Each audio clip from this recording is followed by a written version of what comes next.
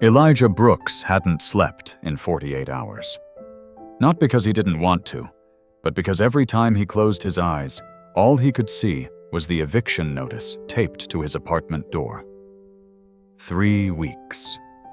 That's all the time he had left before he and his 9-year-old son Noah would be out on the street. But today was different. Today was the day that could change everything.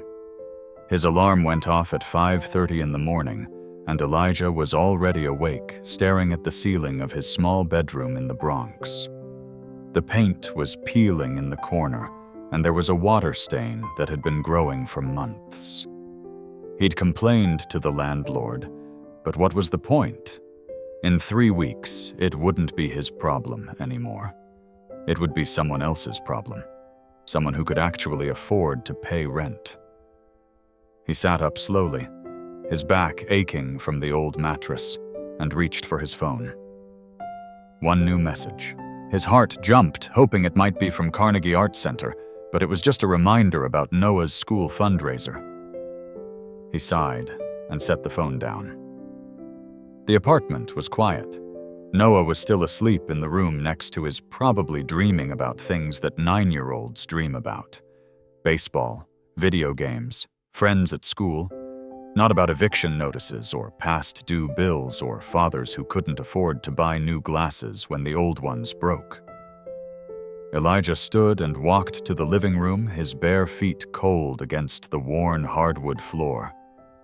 In the corner, covered with a sheet, sat his most prized possession, his only real possession, a Steinway Model M grand piano from 1967. It had been his mother's, then his, and it was the only thing of value he owned. He'd thought about selling it 1,000 times. The money could pay rent for 6 months, maybe more.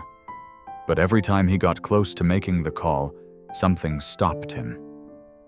Maybe it was pride. Maybe it was hope. Or maybe it was just the last thread connecting him to the person he used to be. He pulled back the sheet and ran his fingers across the keys without pressing down. The wood was smooth, polished by decades of hands. His hands. His mother's hands. And once a long time ago, the hands of someone who was supposed to become one of the greatest pianists of his generation. That was another life. Another Elijah. He let the sheet fall back into place and walked to the bathroom. The mirror showed a man who looked older than 34, dark circles under his eyes, gray hairs starting to show at his temples, a face that had seen too much too soon. But today was going to be different. Today, he had an appointment at Carnegie Arts Center in Manhattan. They needed someone to tune and maintain their piano collection. It wasn't glamorous. It wasn't playing at Carnegie Hall like he'd once dreamed, but it was steady work, a contract, real money, the kind of money that could pay rent and buy groceries and get Noah those glasses he needed. All he had to do was show up on time and prove he was the best piano technician in New York City, which he was. He might not be a performer anymore, but his hands still knew every string, every hammer, every nuance of what made a piano sing. He showered quickly, the water barely warm, and dressed in his only suit. It was 10 years old, bought for his wife's funeral, and it didn't quite fit anymore. Too loose in some places, too tight in others. But it was clean and pressed, and it would have to do. When he came out of his room, Noah was awake, sitting at their small kitchen table with a bowl of cereal. The boy looked up and smiled, his eyes bright despite the early hour. "Big day, Dad," Noah said. "Big day?" Elijah agreed, forcing a smile. He didn't want Noah to see the fear, the desperation, the weight of everything riding on this single appointment. Noah was small for his age, with his mother's eyes and his father's stubborn chin. He was wearing clothes that were a little too big hand-me-downs from the church donation box, but he wore them with dignity, That was something Elijah had tried to teach him. Dignity wasn't about what you wore or where you lived. It was about how you carried yourself, how you treated people, how you faced the world even when the world wasn't fair. "You're going to do great," Noah said, crunching on his cereal. "They'd be crazy not to hire you." Elijah poured himself a cup of coffee, the cheapest brand from the corner store, and sat down across from his son. "What makes you so sure? Because you're the best," Noah said simply. "You can fix anything. Remember when Mrs. Chen's piano sounded all weird and she thought she'd have to buy a new one? You fixed it in like an hour." Elijah remembered. Mrs. Chen had tried to pay him $200, but he'd only taken $50. She was a widow on a fixed income teaching piano to kids in the neighborhood. He couldn't take advantage of that. "That's different," Elijah said. "This is Carnegie Arts Center. They're going to have other technicians applying, people with fancy certifications and recommendations. But none of them are you," Noah insisted. He pushed his bowl aside and leaned forward, suddenly serious. "Dad, I know things have been hard. I know you're worried, but you're going to get this job. I can feel it." Elijah felt his throat tighten. 9 years old, and Noah already understood more about struggle than most adults. He shouldn't have to understand. He should be thinking about homework and soccer practice and what he wanted for his birthday, not whether they'd have a place to sleep next month. "I love you, kid," Elijah said quietly. "I love you too, Dad." Noah grinned. "Now go show them what Elijah Brooks can do." Elijah finished his coffee, grabbed his toolkit, which was really just an old leather bag filled with tuning forks, felt strips, and various tools he'd collected over the years, and headed for the door. He paused with his hand on the knob and looked back at Noah. "Be good for Mrs. Martinez. Okay, I'll be back this afternoon." "I know, Dad. Good luck." Elijah stepped out into the hallway, pulling the door closed behind him. The eviction notice was still there, stark white paper against the dark wood. 3 weeks. He had 3 weeks to turn everything around. He took the stairs down to the street, his footsteps echoing in the empty stairwell. It was just after 7 in the morning, and the Bronx was starting to wake up. Cars honking, people rushing to catch buses, the smell of coffee and exhaust mixing in the cold November air. The subway would take him straight to Manhattan. 45 minutes if the trains were running on time. He had an hour and 15 minutes before his appointment.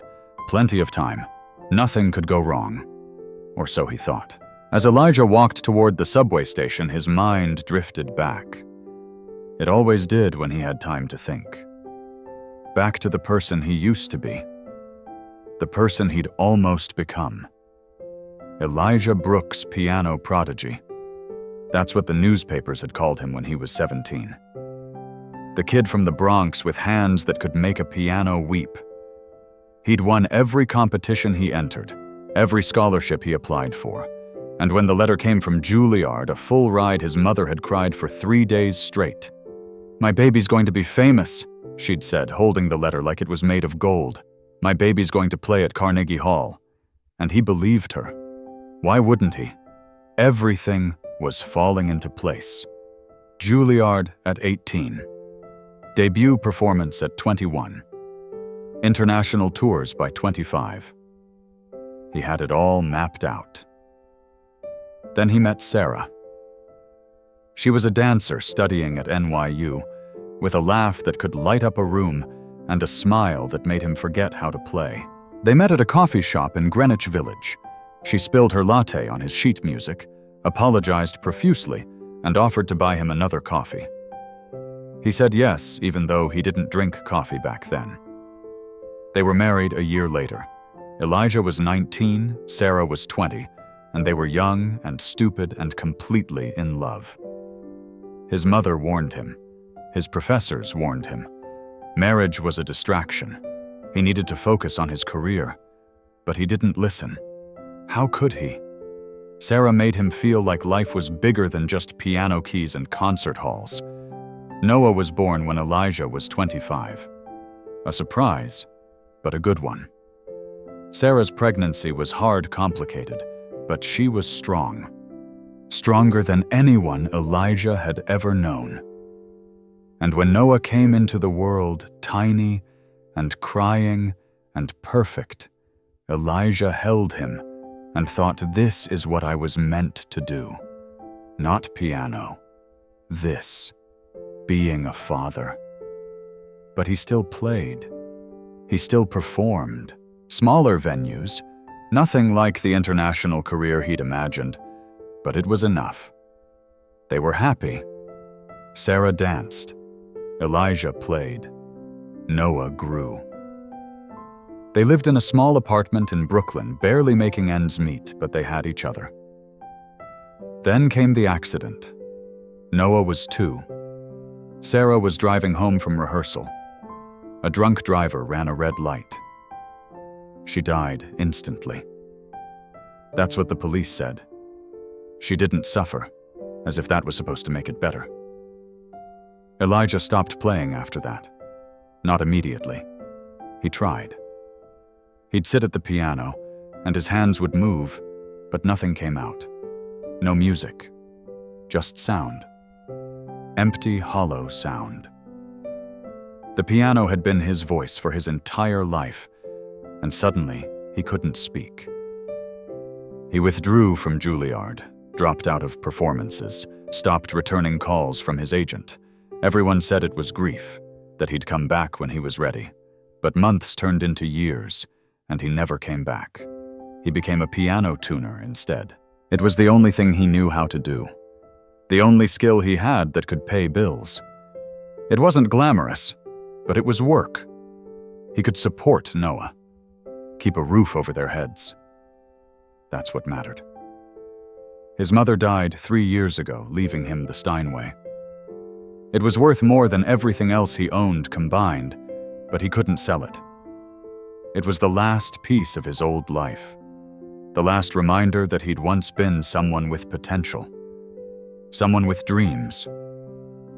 Now at 34, Elijah was just trying to survive. 3 part-time jobs. Piano tuning. Stocking shelves at a grocery store at night. Cleaning offices on weekends. It was never enough. The bills kept coming. The rent kept going up. And now the eviction notice. But today could change that. Today could be the beginning of something stable, something secure. Carnegie Arts Center wasn't Carnegie Hall, but it was close enough. He'd be around music, around beauty, and maybe if he was lucky he'd remember what it felt like to hope. He descended the stairs into the subway station, swiping his Metro card and pushing through the turnstile. The platform was crowded with morning commuters, everyone staring at their phones or staring at nothing, lost in their own thoughts. The train arrived, and Elijah squeezed into a car packed with bodies. He stood holding the overhead rail, his toolkit between his feet, and watched the stations pass. One after another. The Bronx giving way to Manhattan. The buildings getting taller. The people getting more polished. He checked his phone. 8:15. He was making good time. Carnegie Arts Center was on the Upper West Side, not far from the actual Carnegie Hall. He'd be there by 9, plenty of time to compose himself before the 9:30 appointment. He thought about Noah, probably sitting in Mrs. Martinez's apartment by now, doing homework or watching cartoons. Mrs. Martinez was a kind woman, a neighbor who'd agreed to watch Noah before and after school for a small fee Elijah could barely afford. But she never complained, never made him feel bad about being late with payment. There were still good people in the world. The train lurched to a stop, and a voice crackled over the intercom. Delays due to signal problems. We apologize for the inconvenience. Elijah's stomach dropped. Delays. He checked his phone again. 8:20. He still had time. It would be fine. The train sat in the tunnel for 5 minutes, then 10. People started grumbling. Someone cursed. Elijah gripped the rail tighter, watching the minutes tick by on his phone. Finally, the train lurched forward again. Elijah exhaled. Still okay. Still time. By the time he emerged from the subway at Columbus Circle, it was 8:50. 40 minutes until his appointment. Carnegie Arts Center was a 15-minute walk. Still manageable. He walked quickly, his breath visible in the cold November air. The streets were busy tourists and locals mixing together, everyone rushing somewhere. Elijah wove through the crowds, his toolkit bumping against his leg. He was going to make it. He had to make it. And then, as he cut through Central Park to save time, he heard it. A voice crying out. Angry shouts. The sound of something hitting the ground. Elijah slowed, his heart pounding. Up ahead near the edge of the path, he could see a group of 4 young men surrounding someone on the ground. They were kicking at something, laughing. One of them was holding a torn backpack, shaking out the contents onto the sidewalk. And on the ground, curled up and trying to protect himself, was an older man. Thin, gray beard. Clothes that were layers of jackets and sweaters, all worn and dirty. A homeless man. Elijah stopped walking. His mind raced. He should keep going. He was already cutting it close. This wasn't his problem. Someone else would help. A cop. A park ranger. Anyone but him. But no one else was stopping. People walked past, averting their eyes, pretending not to see. New York City survival instinct. Don't get involved. Don't make eye contact. Keep moving. One of the young men kicked the homeless man in the ribs, and the man cried out in pain. Elijah's feet moved before his brain caught up. "Hey," he shouted, jogging toward the group. "Leave him alone." The 4 young men turned. They were in their 20s, wearing expensive sneakers and designer jackets. Entitled, bored, looking for entertainment. "Mind your business, old man," one of them said, smirking. Elijah wasn't old, but he felt old in that moment. Old and tired and scared. But he didn't stop walking. "I said leave him alone," Elijah repeated, his voice steady despite the fear coursing through him. The young men exchanged glances. 4 of them. 1 of him. The math wasn't good. But then the homeless man groaned, trying to sit up, and Elijah saw his face. Weathered, scarred, but also familiar somehow, like he'd seen him before, though Elijah couldn't place where. "Please," the man rasped. "Just let me go. I didn't do anything." "You exist," one of the young men sneered. "That's enough." And that was it. That was the moment Elijah made his choice. He stepped between the young men and the homeless man, dropping his toolkit and raising his hands. "You want to kick someone?"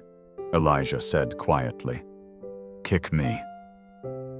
For a moment, no one moved. The park was silent except for the distant sound of traffic. Then one of the young men laughed. "You're crazy, man," maybe Elijah said. "But I'm not moving." The standoff lasted only seconds, but it felt like hours.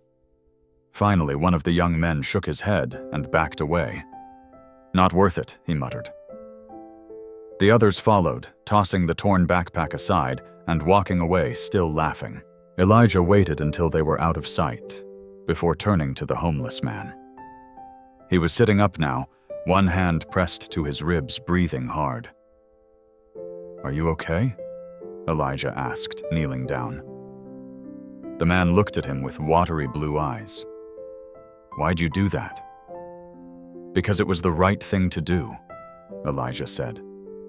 He picked up the torn backpack, and started gathering the scattered belongings. A few pieces of clothing. A tin can filled with change. A photograph, the edges worn and faded. Elijah picked up the photograph and looked at it. A family. A younger version of the man in front of him wearing a military uniform. A woman beside him smiling. 2 children. "That's my family," the man said softly. "Long time ago." Elijah handed him the photo carefully, as if it were made of glass. "What's your name?" "Raymond Coleman. People call me Ray. I'm Elijah." He helped Ray to his feet, supporting him as he swayed. "You need to see a doctor. Those guys hurt you." "I'm fine," Ray said, but he winced as he moved. "I've had worse." Elijah looked at him closely. Ray was older than he'd first appeared. Maybe 60, maybe older. His clothes smelled of sweat and grime, and his hands were shaking. But his eyes, despite the pain, held a certain dignity. "You're a veteran," Elijah said, noticing the dog tags around Ray's neck. Ray nodded. "Vietnam, long time ago. Different life." Elijah checked his phone. 9:15. His heart sank. He had 15 minutes to get to Carnegie Arts Center, and he was still a 10-minute walk away. If he left now, if he ran, he might make it. But Ray was hurt. His ribs could be broken. He needed help. Elijah looked at his phone, then at Ray, then back at his phone. This was it. This was his choice. Help a stranger and miss the most important appointment of his life, or walk away and save himself. He thought about Noah, about the eviction notice, about the bills and the late rent and the future hanging by a thread. Then he thought about Sarah, about what she would have done, about the kind of man he wanted his son to become. He put his phone away. "Come on," Elijah said, putting an arm around Ray's shoulders. "Let's get you checked out." "No," Ray protested weakly. "I'm fine. You should go. You look like you've got somewhere to be. Nowhere more important than this," Elijah lied. And as he helped Ray toward the edge of the park, looking for somewhere to sit, somewhere to call for help, Elijah felt his phone buzz in his pocket. 9:25. 5 minutes until his appointment. He didn't answer it. Instead, he helped a stranger he'd never met before. A man who had nothing to give him. A man who couldn't help him pay rent, or save his home, or fix his life. He helped because it was the right thing to do. And in that moment, Elijah Brooks had no idea that this single act of kindness would change his life forever. Elijah guided Ray to a bench near the edge of the park. The older man moved slowly, each step causing him to wince, and Elijah could tell the injuries were worse than Ray was letting on. People walked past them without a second glance, just another homeless man and another good Samaritan in a city full of both. "Sit here," Elijah said, easing Ray down onto the bench. "I'm going to call an ambulance." "No," Ray said sharply, grabbing Elijah's arm with surprising strength. "No hospitals, no ambulances. They'll just send me away. I can't afford it. You need medical attention. Those guys really hurt you." Ray shook his head stubbornly. "I've survived worse. I'll be fine." Elijah knelt down in front of him, looking Ray in the eyes. "At least let me check you over. I'm not a doctor, but I can see if anything's broken." Ray hesitated, then nodded slowly. Elijah gently lifted Ray's jacket and shirt, revealing bruises already forming along his ribs. He pressed carefully, watching Ray's face for signs of serious pain. "I don't think anything's broken," Elijah said finally. "But you're going to be sore for a while. You need ice and rest." "Ice and rest?" Ray repeated with a bitter laugh. "Sure. I'll just head back to my penthouse and have my butler bring me some. Elijah sat back on his heels. His phone buzzed again. He didn't look at it. He knew what it was. Carnegie Arts Center, wondering where he was. The opportunity of a lifetime slipping away with every passing second. "Where do you usually stay?" Elijah asked. Ray gestured vaguely toward the east side of the park. "Wherever I can. Sometimes the shelter on 84th if there's space. Sometimes under the bridge. Sometimes just walking all night to stay warm." Elijah felt something twist in his chest. He'd been so focused on his own problems, his own struggles, that he'd forgotten there were people who had it worse. Much worse. At least he had an apartment for 3 more weeks.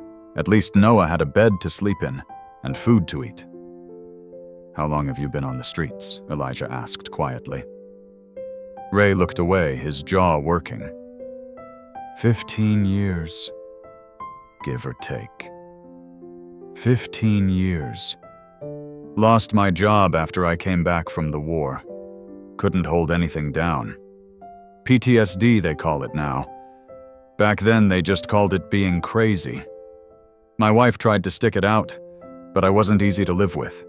The nightmares, the anger, the drinking. Ray's voice was flat, emotionless, like he was reciting facts about someone else's life. She left. Took the kids. I don't blame her. I was a mess. "I'm sorry," Elijah said. "Don't be. It was a long time ago. They're better off without me. You don't know that." Ray looked at him, then really looked at him, and Elijah saw something in those weathered eyes. Pain. Deep, soul-crushing pain that time hadn't healed. "You got kids?" Ray asked. "A son. Noah, he's 9. Then you know. You know you'd do anything to protect them, even if that means staying away." Elijah thought about Noah, about the sacrifices he'd made, the dreams he'd given up. But he'd never stayed away. He'd never left. That was the one thing he'd promised himself after Sarah died. No matter what, Noah would have his father. "I don't think that's what they want," Elijah said gently. "Your kids. I think they'd want to know you're okay." Ray's hands started trembling and he clasped them together tightly. "It's too late for that. Too much time. Too much damage." They sat in silence for a moment. A jogger ran past. A couple walked by holding hands, life continuing around them, indifferent to their conversation. Elijah's phone buzzed again. He finally looked at it. 9:45.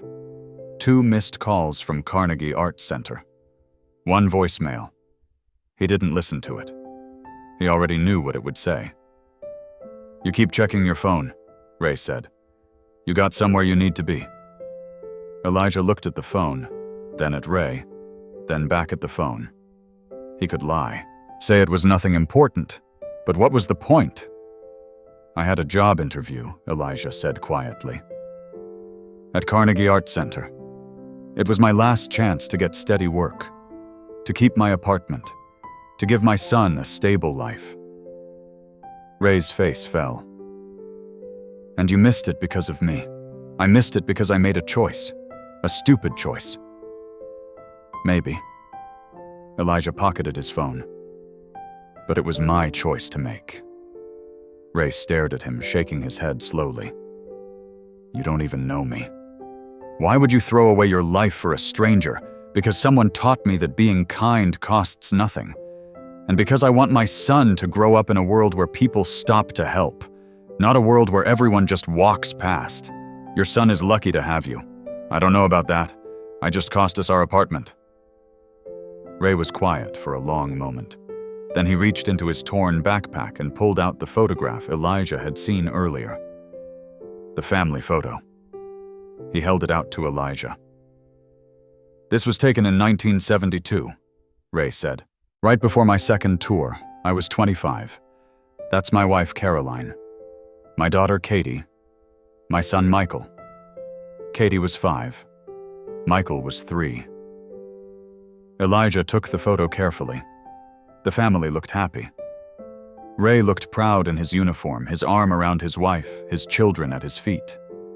Nothing in the photo hinted at the future that was coming.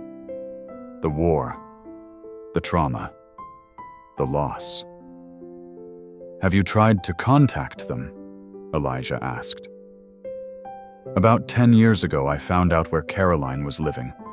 Stood outside her house for 2 hours trying to work up the courage to knock. But then I saw her. Through the window. She looked happy. She'd remarried, had a nice house, nice life. I couldn't ruin that for her." "What about your kids?" Ray's voice cracked. "They probably don't even remember me. Katie was 20 when I saw the house. Michael was 18. They'd be in their 30s now. Probably have families of their own. Why would they want some homeless veteran showing up claiming to be their father?" Elijah handed the photo back. "Because you are their father. And I guarantee you they think about you. They wonder where you are, if you're okay, if you're alive. How do you know? Because I lost someone too. My wife, Sarah. She died 7 years ago. And not a day goes by that I don't think about her. That Noah doesn't ask about her. Loss doesn't disappear just because time passes. If anything, it gets heavier."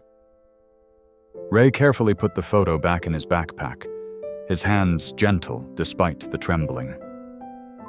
"I'm sorry about your wife. I'm sorry about your family." They sat together on that bench. 2 men who'd lost everything, surrounded by a city that didn't care. The morning grew later. The park grew busier, and Elijah's phone stopped buzzing. Finally, Ray spoke. "You should go. Maybe you can still catch them. Explain what happened." Elijah checked the time. 10:15. Over 45 minutes late. Even if he went now, even if he explained, they'd already made their judgment. He was unreliable, unprofessional, not worth the contract. "It's too late," Elijah said. "I'm sorry. This is my fault." "No." Elijah stood up, brushing off his suit pants. "This is my choice. And I don't regret it. You're a better man than me." "I doubt that." Elijah picked up his toolkit. "Where's the nearest shelter? I'll walk you there." "You don't have to do that." "I know, but I'm going to anyway." Ray struggled to his feet, still holding his ribs. Together, they made their way out of the park and toward the east side. The walk took 20 minutes, Ray moving slowly, and Elijah matching his pace. The shelter was a nondescript building sandwiched between 2 brownstones. A line of people waited outside, some sitting on the steps, others standing with blank expressions. Ray joined the line, and Elijah waited with him. "I can take it from here," Ray said. "You've done enough. I'll wait until you're inside." "Why? Because that's what you do for people you care about." Ray's eyes glistened. "You don't even know me. I know enough." They stood in line together, not talking, just being present. When Ray finally reached the front and was led inside, he turned back to look at Elijah. "Thank you," Ray said, "for everything, for stopping, for caring, for seeing me." "Take care of yourself, Ray," Elijah said. "You too, Elijah. I hope things work out for you and your son." Then Ray disappeared inside and Elijah was alone on the sidewalk. He checked his phone. 10:45. He should go home. Face Noah. Face Mrs. Martinez. Face the reality of what he'd just done. But first he needed to call Carnegie Arts Center. He needed to try to explain, even though he knew it wouldn't matter. He found the number in his recent calls and pressed dial. It rang 3 times before a woman's voice answered. "Carnegie Arts Center. How may I help you?" "Hi, this is Elijah Brooks. I had an appointment this morning at 9:30, but I'm Mr. Brooks." The woman's tone turned cold. Yes. You missed your appointment, I know, and I'm so sorry. There was an emergency. I was helping someone who... We've already moved on to other candidates, Mr. Brooks. Thank you for your interest. Please, if I could just explain, click. She'd hung up. Elijah stood on the sidewalk, phone still pressed to his ear, listening to dead air. That was it. It was over. No job. No contract. No way to save his apartment. He'd sacrificed everything for a stranger. And now he had to go home and tell Noah that they were going to be homeless. The subway ride back to the Bronx felt longer than usual. Elijah sat in an empty seat, his toolkit at his feet, staring at nothing. Around him, the morning rush had subsided, replaced by a sparser crowd. Mothers with strollers, elderly people heading to doctor's appointments, students ditching school. Elijah felt numb. Not sad, not angry, just empty. He'd done the right thing. He knew he'd done the right thing, but the right thing had cost him everything. His phone buzzed. A text from Mrs. Martinez Noah asking about you. Everything okay? He typed back. Coming home soon. Sorry for delay. How was he going to tell Noah? What words could he possibly use to explain that their lives had just gotten exponentially harder because he'd stopped to help a homeless man? The train pulled into his station, and Elijah climbed the stairs back to street level. The Bronx looked different somehow. Grayer, harsher. Or maybe that was just his mood. He walked the 3 blocks to his apartment building, each step heavier than the last. Mrs. Martinez lived on the 1st floor. He stopped at her door and knocked. She opened it immediately, her round face creased with concern. Mrs. Martinez was in her 60s, a Puerto Rican woman who'd lived in the building for 40 years and knew everyone's business. Elijah, Noah said you had a big interview. How did it go? Behind her, Noah appeared, his face bright with hope. Dad, did you get it? Elijah looked at his son, at those expectant eyes, and felt something crack inside his chest. Can we talk upstairs? He managed. Mrs. Martinez's face fell. Oh, mijo, I'm so sorry. Thank you for watching him. Elijah said, his voice strained. Always. You know that. Noah grabbed his backpack and followed Elijah upstairs. The climb to the 3rd floor felt like climbing a mountain. When they reached their apartment, the eviction notice was still there, mocking him. Elijah unlocked the door and stepped inside. The apartment looked the same as it had this morning, but somehow it felt different, smaller, more temporary. Noah dropped his backpack by the door and turned to face his father. What happened? Noah asked. Elijah sat down heavily on their worn couch. He didn't know where to start. I didn't get the job, he said finally. Noah's face crumpled. Why not? What did they say? I didn't make it to the interview. What? Why did something happen? Are you hurt? No, I'm fine. Elijah rubbed his face with both hands. I was on my way. I was going to make it on time. But then I saw something. Someone who needed help. He told Noah everything. The young men attacking Ray, the choice he'd made, the missed appointment, the phone call, the rejection. When he finished, Noah was quiet for a long time. So we're really going to lose the apartment, Noah said finally. It wasn't a question. I don't know. Maybe. I'm going to try to find something else. Fast. But jobs like that don't come around often. Because you helped someone. Yes. Noah walked to the window and looked out at the street below. Elijah watched him, waiting for the anger, the disappointment, the accusation that his father had chosen a stranger over his own son. But when Noah turned back, his eyes were wet, but determined. You did the right thing, Dad. Elijah felt his throat constrict. Noah. No, listen. You always tell me that being kind costs nothing, that we should help people even when it's hard, even when it doesn't benefit us.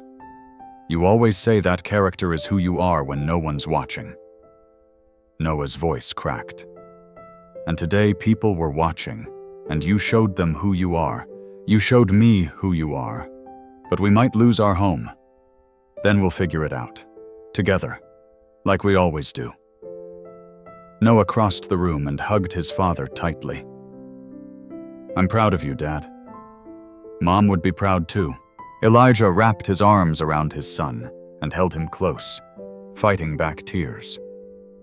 9 years old. 9 years old and already wiser than most adults. I'm sorry, Elijah whispered. I'm so sorry. Don't be sorry for being a good person, Noah said into his father's shoulder. They stayed like that for a long time, holding each other in their small apartment with the peeling paint and the water stains and the eviction notice on the door. Finally, Noah pulled back. What do we do now? I call every contact I have. I look for work, any work. We make it through this, we always do, Noah said, trying to smile. But Elijah could see the fear behind the smile, the understanding that things were different this time, that they were truly running out of options. That night, after Noah had gone to bed, Elijah sat at their small kitchen table with a notebook and his phone. He made a list of everyone he'd ever done piano work for. Every church, every school, every private client. Then he started calling. Most didn't answer. It was late. Those who did were sympathetic, but unhelpful. I wish I had something for you, Elijah. Times are tough, you know. If I hear of anything, I'll let you know. By midnight, he'd called everyone. No leads, no opportunities, nothing. He walked into the living room and stood in front of the covered piano. Slowly, he pulled back the sheet and sat down on the bench. He hadn't played in years. Not really played. Not since Sarah died. His hands hovered over the keys. They were shaking. He pressed down, and a note rang out. Middle C, clear and pure. Then another note, and another. Before he knew what he was doing, he was playing. Not anything specific, just fragments, memories, pieces of songs he used to know. His hands remembered even if his heart had forgotten. The music filled the small apartment, and for a moment Elijah wasn't a failed piano tuner with an eviction notice. He was just a man playing piano in the middle of the night, trying to make sense of the choices he'd made. In his room, Noah lay awake, listening to his father play. He'd heard his father practice technical exercises before, heard him test notes and tune strings. But this was different. This was music. Real music. The kind that made your chest hurt and your eyes water. Noah didn't know his father could still play like that. He fell asleep to the sound of the piano, and he dreamed of better days. Elijah played until his hands ached, until his back hurt from sitting, until the sky outside started to lighten with the first hint of dawn. Then he stopped, covered the piano again, and went to his room. He lay down on his bed, still wearing his suit from the day before, and stared at the ceiling. The water stain had grown. Everything was falling apart. His phone sitting on the nightstand was dark. No messages, no missed calls, no opportunities. He closed his eyes, but sleep wouldn't come. All he could see was Ray's face, the pain, the loneliness, the lifetime of regret. And he wondered if he'd just condemned himself and Noah to the same fate. The next morning came too quickly. Elijah woke to the sound of his alarm, his body stiff from sleeping in his clothes. For a moment he forgot. Then the events of yesterday came rushing back and the weight settled on his chest again. He got up, showered, changed into jeans and a t-shirt. No point in wearing a suit today. He had nowhere to be. Noah was already awake, eating cereal at the kitchen table, homework spread out in front of him. "Morning, Dad," Noah said too cheerfully. "Morning, Bud. How'd you sleep?" "Good. I heard you playing last night. It sounded really good." Elijah poured himself coffee. "Just messing around. You should play more. You're really talented." "Talent doesn't pay the bills." "Maybe it could." Elijah smiled sadly.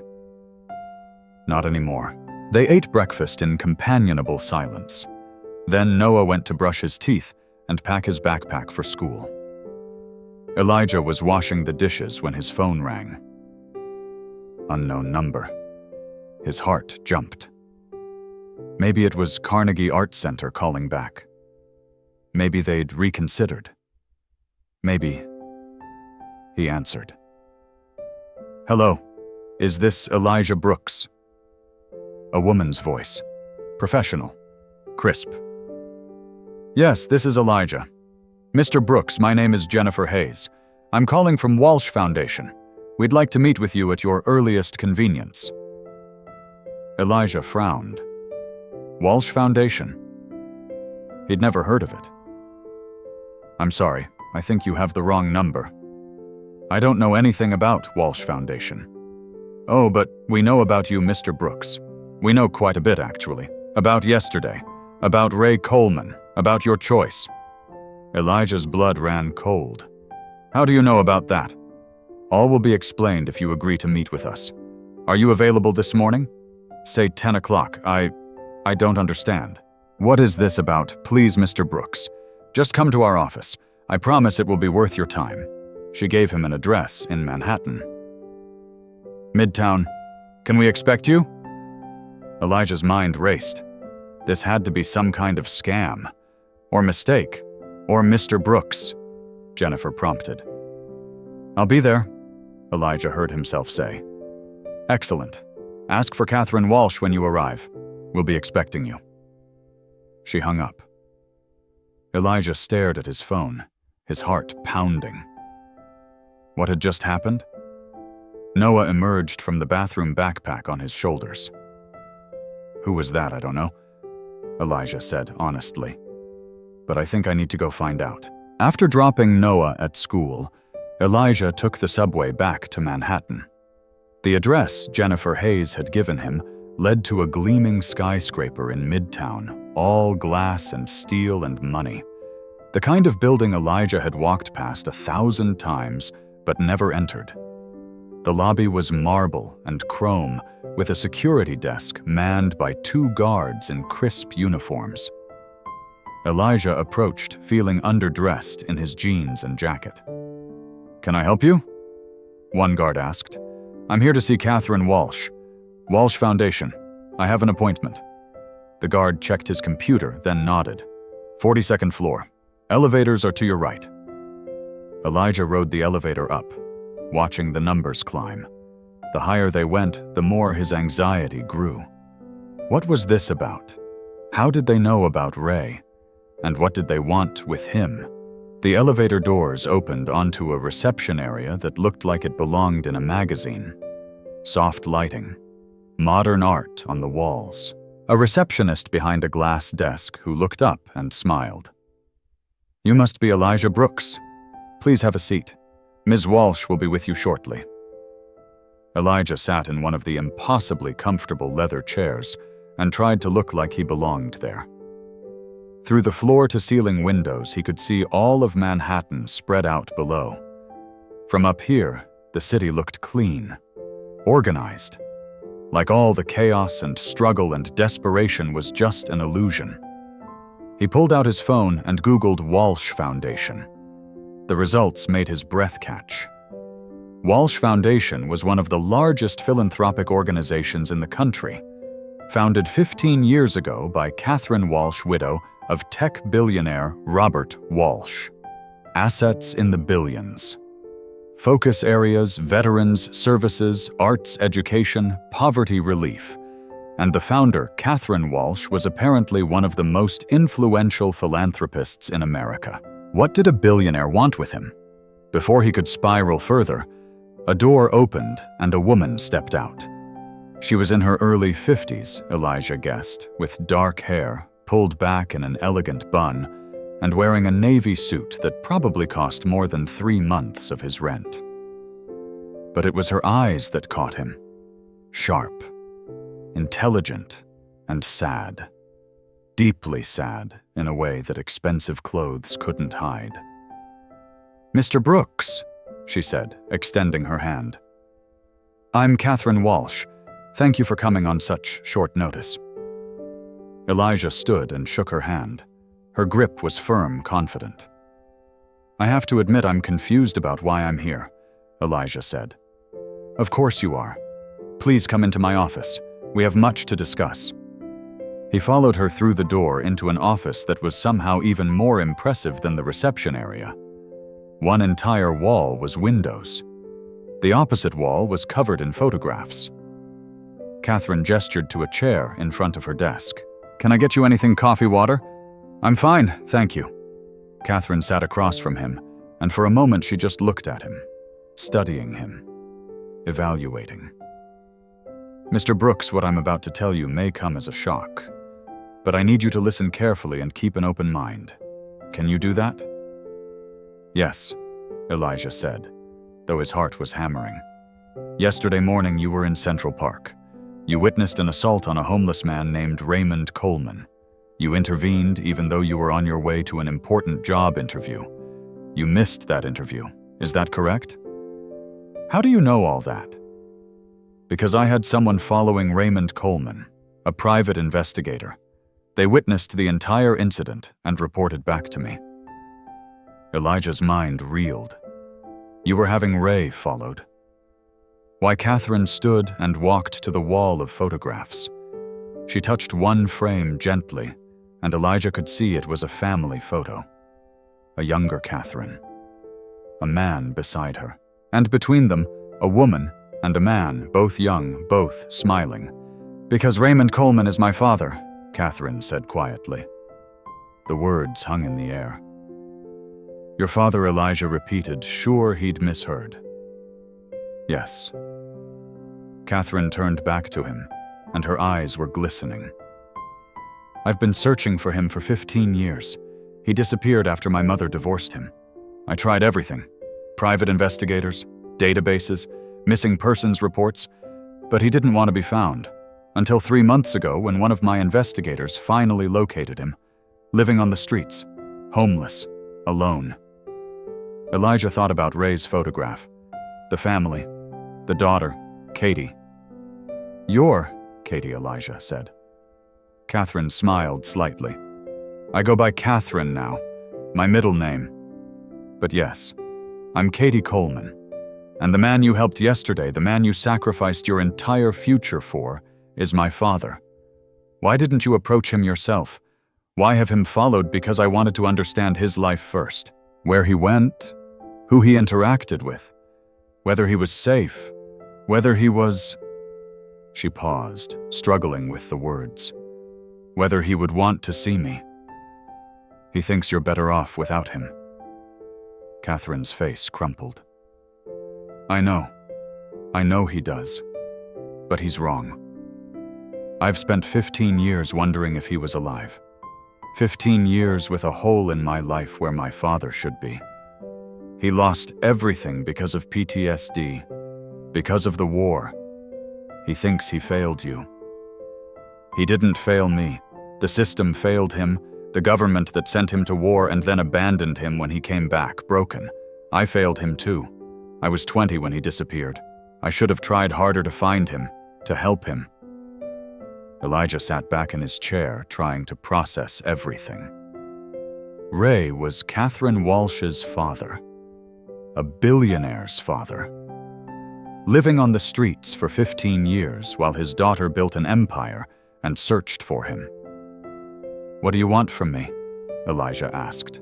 Catherine returned to her desk and pulled out a folder. She slid it across to him. I had my investigator compile a report on you. I hope you'll forgive the invasion of privacy, but I needed to understand who you were. The kind of man who would sacrifice his own future for my father. Elijah opened the folder. Inside was his entire life, laid out in bullet points. Elijah Brooks, 34, former Juilliard student. Widower. Single father to Noah Brooks. 9. 3 part-time jobs. Facing eviction. Yesterday missed critical job interview at Carnegie Arts Center to help assault victim. There were more details. His mother's death, his wife's accident, his withdrawal from Juilliard, even Noah's grades at school, and the fact that he needed glasses. You investigated me, Elijah said, feeling violated. I did. And what I found was remarkable. A man who gave up a promising career to raise his son. A man who works 3 jobs to keep a roof over their heads. A man who, when faced with the choice between his own future and a stranger's safety, chose the stranger. Without hesitation. It wasn't without hesitation. But you did it anyway. That's what matters. Elijah closed the folder. I still don't understand what you want from me. Catherine leaned forward, her hands clasped on the desk. Mr. Brooks Walsh Foundation's mission is to help veterans and to support the arts. We fund programs across the country. Music therapy for veterans with PTSD. Scholarships for underprivileged students pursuing music. Veterans housing initiatives. And we're expanding. That's wonderful. But what does that have to do with me? Everything. Because I want you to lead our new initiative, a music therapy program specifically designed for homeless veterans, using music to help them heal, to give them purpose, to help them rebuild their lives. And I want you to be the director. Elijah stared at her. You want me to be the director of music therapy at Walsh Foundation?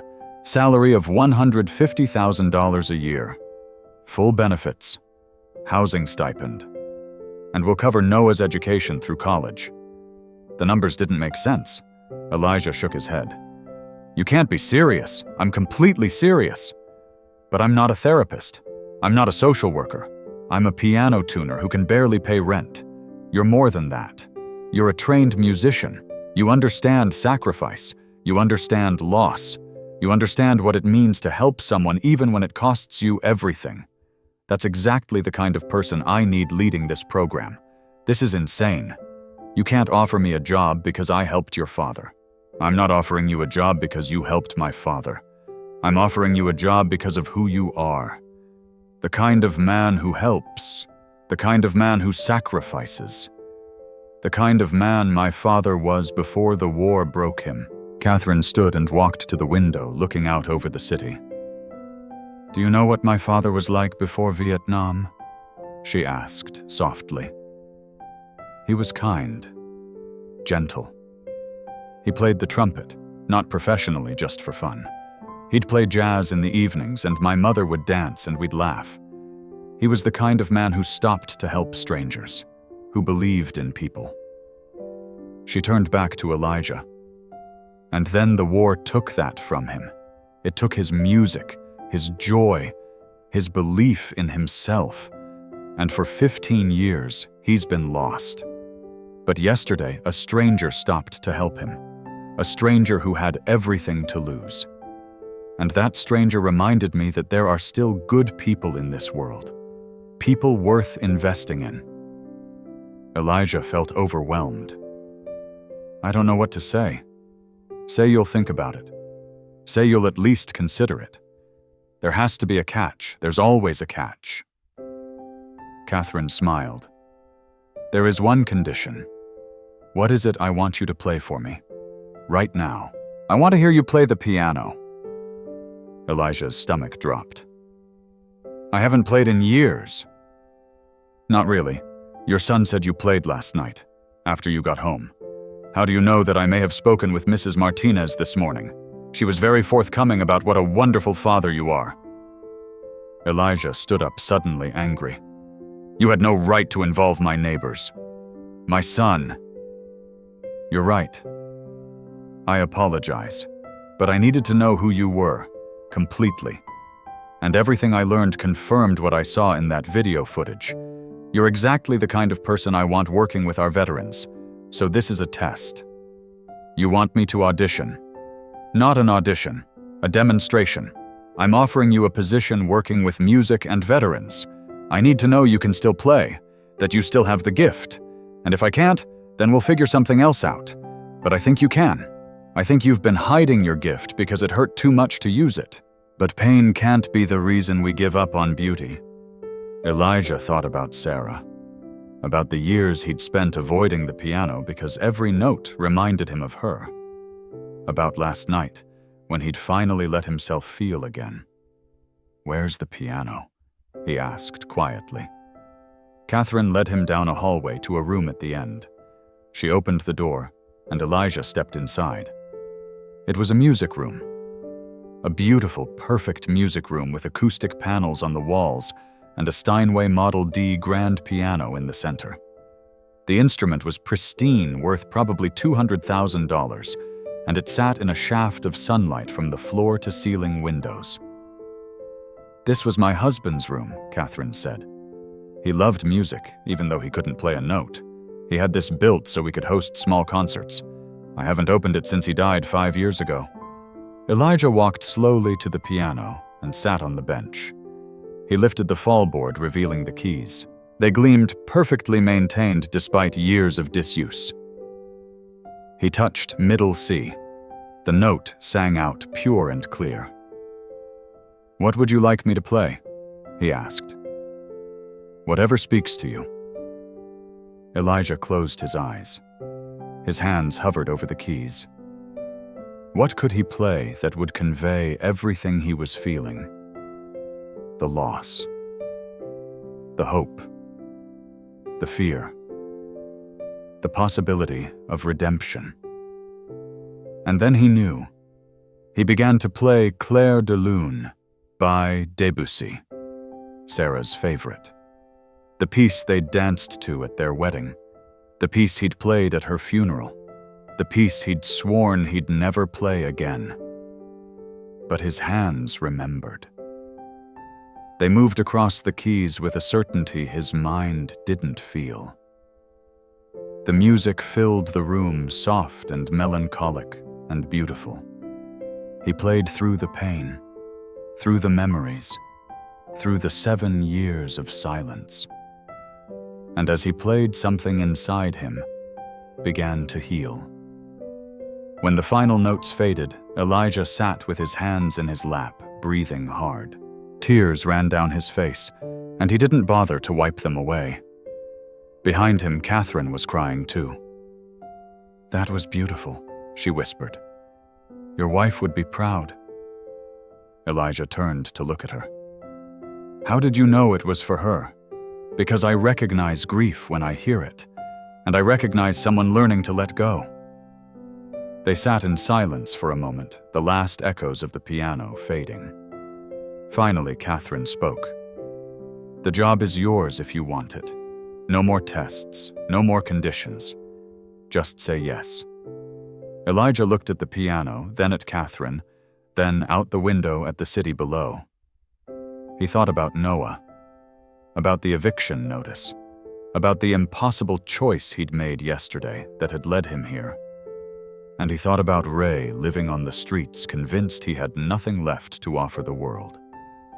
"If I take this job," Elijah said slowly, "I want Ray to be involved. Not just as a recipient of services, as part of the program. His story, his experience. Veterans need to see someone who understands." Catherine nodded. "I was hoping you'd say that. I want him involved too. If he'll agree to it, he will. He just needs someone to believe in him." "Then we have a deal." Elijah stood and extended his hand. "We have a deal." Catherine shook his hand firmly. "Welcome to Walsh Foundation, Mr. Brooks. I think you're going to change a lot of lives. I hope so," Elijah said, starting with my own. The next few days passed in a blur. Contracts were signed. Paperwork was processed. Elijah gave notice at his 3 part-time jobs, and each employer took it with varying degrees of grace. The grocery store manager was happy for him. The cleaning service seemed annoyed. The small repair shop where he tuned pianos was sad to lose him, but wished him well. Through it all, Elijah felt like he was moving through a dream. One moment he'd been facing homelessness. The next he had a 6-figure salary and benefits package that included health insurance, dental vision, and a housing stipend that meant they could actually afford an apartment in a decent neighborhood. Noah took the news with a maturity that simultaneously made Elijah proud and broke his heart. 9 years old, and already Noah understood that good things didn't come often, that you had to appreciate them when they did. "Does this mean we don't have to move?" Noah asked that first night after Elijah had explained everything. "It means we're going to be okay," Elijah said, pulling his son close. "Better than okay. We're going to have a real home, and you're going to get those glasses you need, and you're going to help people. Like you helped that man in the park. That's the plan. Mom would be proud of you, Dad." Elijah's eyes stung. "I hope so, bud. I really hope so." The eviction notice came down. Elijah called the landlord and negotiated a new lease with a deposit he could actually afford thanks to the advance Walsh Foundation had provided. It wouldn't be permanent. The housing stipend would let them move somewhere better, but it bought them time. On Monday morning, Elijah reported to Walsh Foundation for his first day. He wore a new suit, bought with money that was his own for the first time in years, and he felt like an imposter. Like someone would realize they'd made a mistake and send him back to his 3 part-time jobs. But when he stepped off the elevator onto the 42nd floor, Jennifer Hayes, the woman who'd called him, greeted him with a genuine smile. "Mr. Brooks, welcome to your first day. Ms. Walsh is waiting for you in the conference room." The conference room was filled with people. A dozen staff members from various departments all standing around talking and drinking coffee. They quieted when Elijah entered. Catherine stood at the head of the table and smiled. "Everyone, this is Elijah Brooks, our new director of music therapy. Elijah, this is the team you'll be working with to build this program from the ground up." The introductions took an hour. There was Marcus from legal, who would help navigate regulations, Julia from finance, who would manage budgets, David from outreach, who had connections with veteran organizations across the city, and on and on. Everyone was friendly, professional, and clearly very good at their jobs. Elijah felt woefully underqualified. After the meeting, Catherine pulled him aside. Feeling overwhelmed, she asked, "Completely." "Good. That means you're taking it seriously. But I want you to remember something. I didn't hire you for your organizational skills or your business experience. I hired you for your heart, for your music, for your ability to see people. The rest we can teach you. What if I fail? Then we'll learn and try again. That's how this works. Now come on, I want to show you your office." His office was on the 41st floor, a corner room with windows and space for a piano. The walls were empty, waiting for him to make it his own. There was a desk, a computer bookshelves, and in the corner, a beautiful upright piano. "It took the liberty," Catherine said. "Every music director needs an instrument." Elijah walked to the piano and sat down. He played a few notes. It was perfectly in tune. "Thank you," he said, "for all of this, for believing in me. Thank me by doing the work, by helping veterans find their way back. That's all I need." Over the following weeks, Elijah threw himself into the job. He met with veterans organizations. He researched music therapy programs at other institutions. He designed curriculum and hired staff.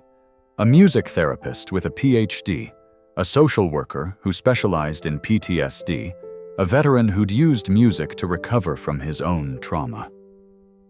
And he thought about Ray. Catherine had tried to approach her father several times, but Ray refused to see her. He was ashamed, convinced he had nothing to offer, that he'd hurt her too much already. Give him time, Elijah advised. He needs to see that he has value first, that he's not just a burden. How do we show him that we get him involved in the program, give him a purpose? So they did. Elijah found Ray at the shelter and made him an offer. I want you to help me, Elijah said. I'm building a program to help veterans, music therapy, group sessions, individual counseling, but we need someone who's been there, someone who understands. And that's you. Ray shook his head. I can't help anyone. I can barely help myself. That's not true. You survived 15 years on the streets. You survived PTSD when the system abandoned you. You survived when you had every reason to give up. That's strength, Ray. That's something worth sharing. I don't have any training. Neither do I. We'll figure it out together. Ray was quiet for a long time. Then, why are you doing this? You barely know me. Because someone stopped to help me once. And someone stopped to help you. And maybe if we keep stopping to help each other, the world gets a little better. Ray started slowly. Just attending planning meetings, offering input, sharing his story. But gradually he began to heal, to believe that maybe he did have something to offer. And one day, 3 months after Elijah's first day at Walsh Foundation, Ray agreed to meet with Catherine. Elijah wasn't there for that reunion. It was private, sacred. But Catherine told him later, her eyes red from crying, that it had been the most difficult and most beautiful conversation of her life. He apologized for everything Catherine said, for leaving, for giving up, for wasting 15 years. And I told him none of that mattered, that I was just grateful to have him back. How is he scared? But hopeful. He's moving into a transitional housing program we fund, starting therapy. And he asked about the music program, about when he could start helping, anytime he's ready. Thank you, Elijah, for giving me my father back. I didn't do that. You did. I just helped a little. But Catherine shook her head. You did more than help. You showed me what kindness looks like, what sacrifice looks like. And you reminded me why we do this work. Meanwhile, Noah was thriving. New glasses, a better school thanks to the education benefits. And most importantly, he had a father who was present, not exhausted from 3 jobs, not stressed about rent, just present.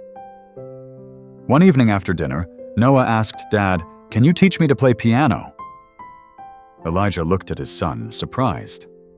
You want to learn? Yeah. I want to be like you. What if you're not good at it? Then I'll be not good at it. But I want to try. So Elijah started teaching Noah. Basic scales. Simple songs. And he discovered that teaching brought him as much joy as playing. 6 months after his first day at Walsh Foundation, the music therapy program launched. They started with 20 veterans, all homeless or at risk. Ray was one of them. The program met 3 times a week. Music therapy sessions, group discussions, one-on-one counseling, and slowly, incrementally, the participants began to change. One man, a veteran named Thomas, who hadn't spoken to his family in 8 years, reconnected with his daughter after playing a song he'd written for her. Another woman, Maria, who'd been living in her car, found an apartment and a part-time job after the program helped her manage her PTSD symptoms. And Ray, who'd spent 15 years convinced he had no value, became one of the most effective peer counselors in the program. His story, his survival, gave others hope. One evening, after a particularly successful group session, Ray pulled Elijah aside. "I need to tell you something," Ray said. "What is it that day in the park? When you stopped, when you helped me, you saved my life." "Ray, no, listen. I was done. I'd given up. I was just waiting to die. And then you stopped. You saw me. You treated me like I mattered, and it woke something up in me. It reminded me that maybe I still had something to offer." Elijah's throat tightened. "You always had something to offer. But I didn't believe it. Not until you showed me." Ray's eyes were wet. "So thank you. For stopping. For caring. For giving me a reason to keep going." They hugged two men who'd saved each other, and Elijah thought about the choice he'd made that morning in Central Park. How it had felt like the worst decision of his life. How he'd been certain he'd thrown everything away. And how wrong he'd been. A year passed. Then another. The music therapy program grew. What started with 20 veterans expanded to 50, then 100. Walsh Foundation opened satellite locations in Brooklyn, Queens, and New Jersey. And Elijah, who'd once been a struggling piano tuner facing eviction, became one of the most respected voices in veterans' music therapy. He published papers, gave talks at conferences, trained other therapists, and through it all he kept playing, not just for work, but for himself, for Noah, for the memory of Sarah. Noah was 11 now, almost 12, and showing real talent on the piano. Not prodigy level, but solid. More importantly, he loved it. He practiced without being told, composed little songs. And once when Elijah asked him what he wanted to be when he grew up, Noah said, "I want to help people. Like you do." They'd moved to a better apartment in a safer neighborhood. Nothing extravagant. Elijah was still the same person who'd grown up in the Bronx and understood the value of money, but it was comfortable, secure, home. Ray had moved into his own apartment through Walsh Foundation's housing program. He'd reconciled fully with Catherine and was slowly rebuilding relationships with his other children. The road wasn't easy. Too much time had passed, too much damage had been done, but they were trying. That's what mattered. And Ray continued to work with the program, his story inspiring dozens of other veterans to seek help to believe in second chances.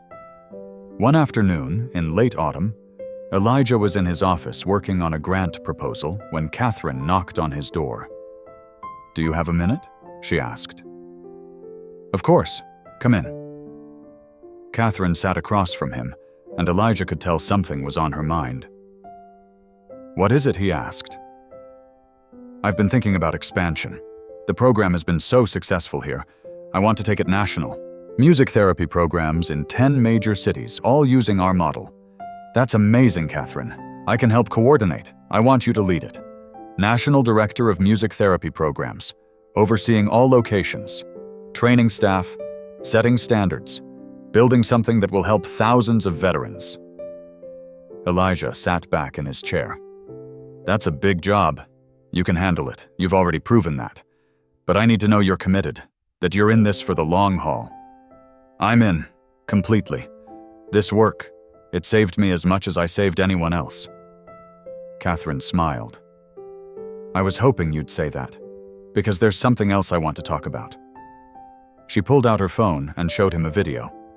It was footage from Central Park from 2 years ago, the day Elijah had stopped to help Ray. The video showed everything the young men attacking Elijah intervening the conversation afterward. "I've never shown this to anyone outside the foundation," Catherine said, "but I think it's time. I want to use it to launch a campaign. The Cost of Kindness. Stories of people who sacrificed for others, who chose compassion over convenience. And I want your story to be the centerpiece." Elijah felt uncomfortable. I don't know. I didn't do it for recognition. I know you didn't.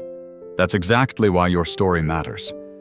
People need to see that kindness is still real, that sacrifice still happens, that there are still good people in the world. Can I think about it? Of course. But know this, your story has already changed lives. Ray's life, my life, the lives of every veteran who's gone through our program. Imagine how many more lives it could change if people heard it. After Catherine left, Elijah sat at his piano and played. He'd made it a habit over the past 2 years. Whenever he needed to think, to process, to feel, he played. That evening, he talked to Noah about it. They want to make you famous, Dad, Noah said, grinning. I don't want to be famous. I just want to do the work. But if being famous helps more people, isn't that worth it? Elijah looked at his son, who'd grown so much in 2 years. Taller, smarter, but still with that same kind heart. When did you get so wise? Elijah asked. I learned from the best, Noah replied. So Elijah agreed. The campaign launched 3 months later. The Cost of Kindness featured stories from across the country, people who'd sacrificed jobs, opportunities, time, money to help strangers.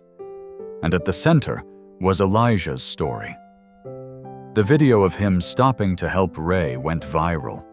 Millions of views, thousands of comments, news interviews, magazine profiles. Suddenly, Elijah Brooks was everywhere.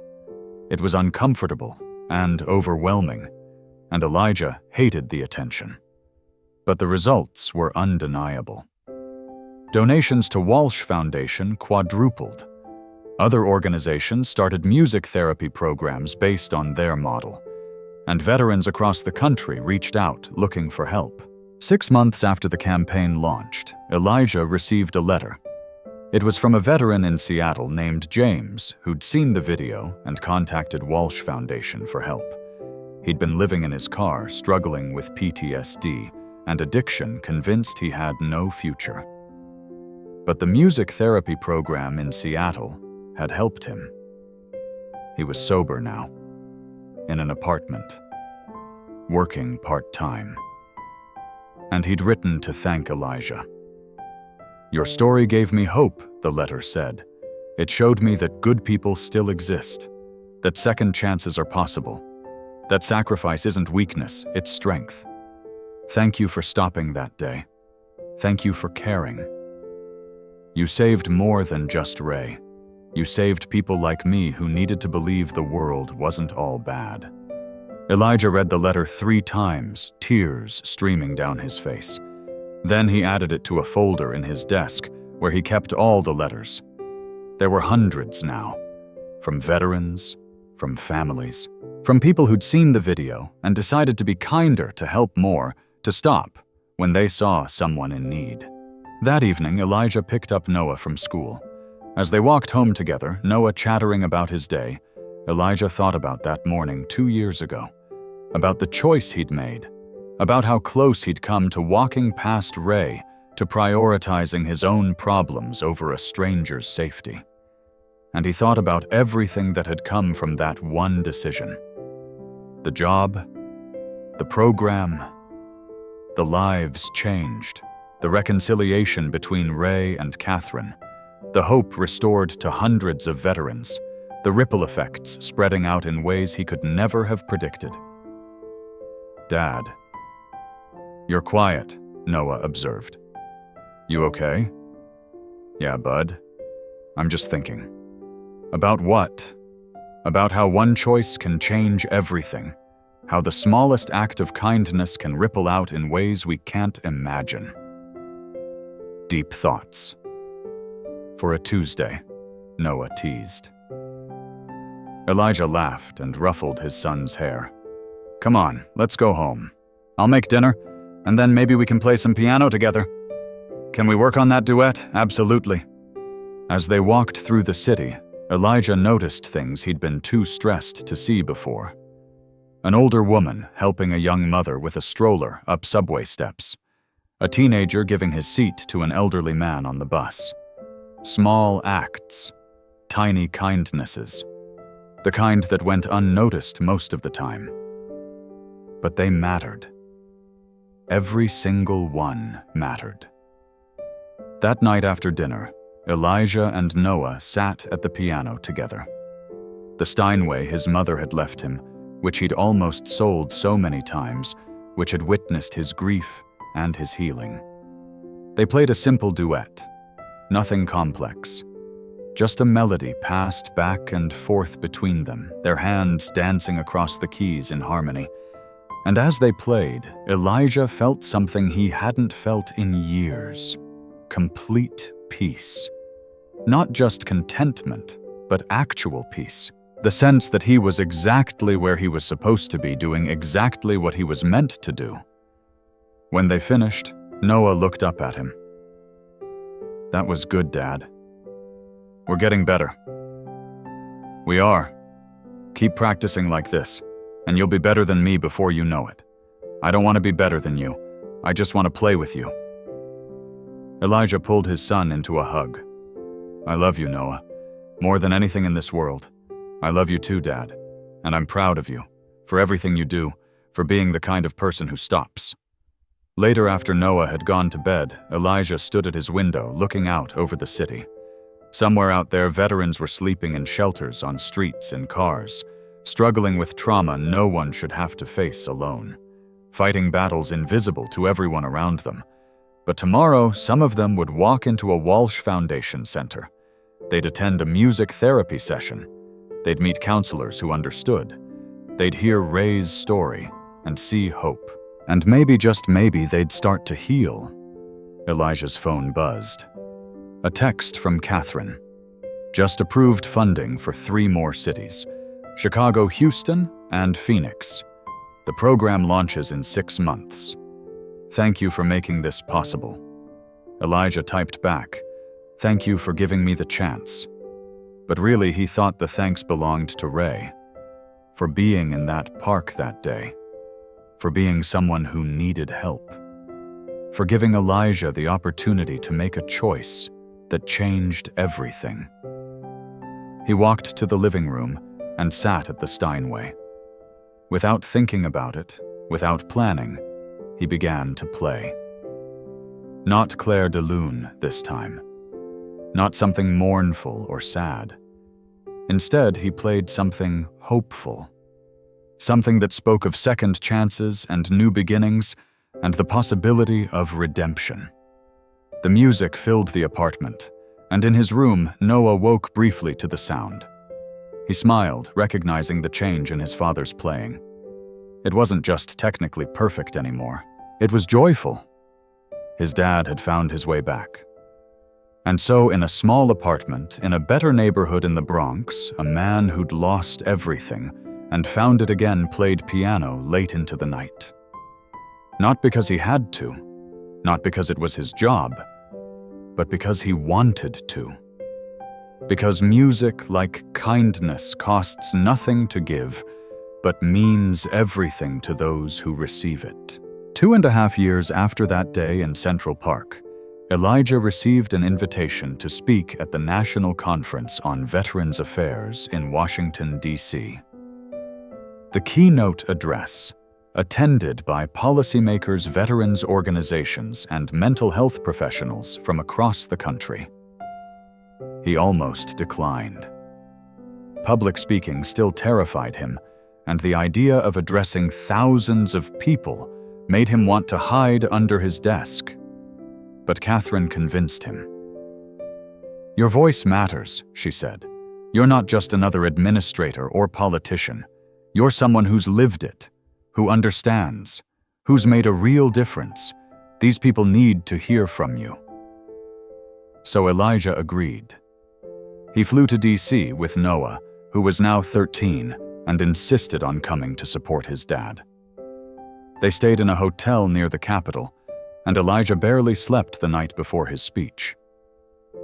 "You're going to be great," Noah said as they ate breakfast. "Just tell them what you tell me.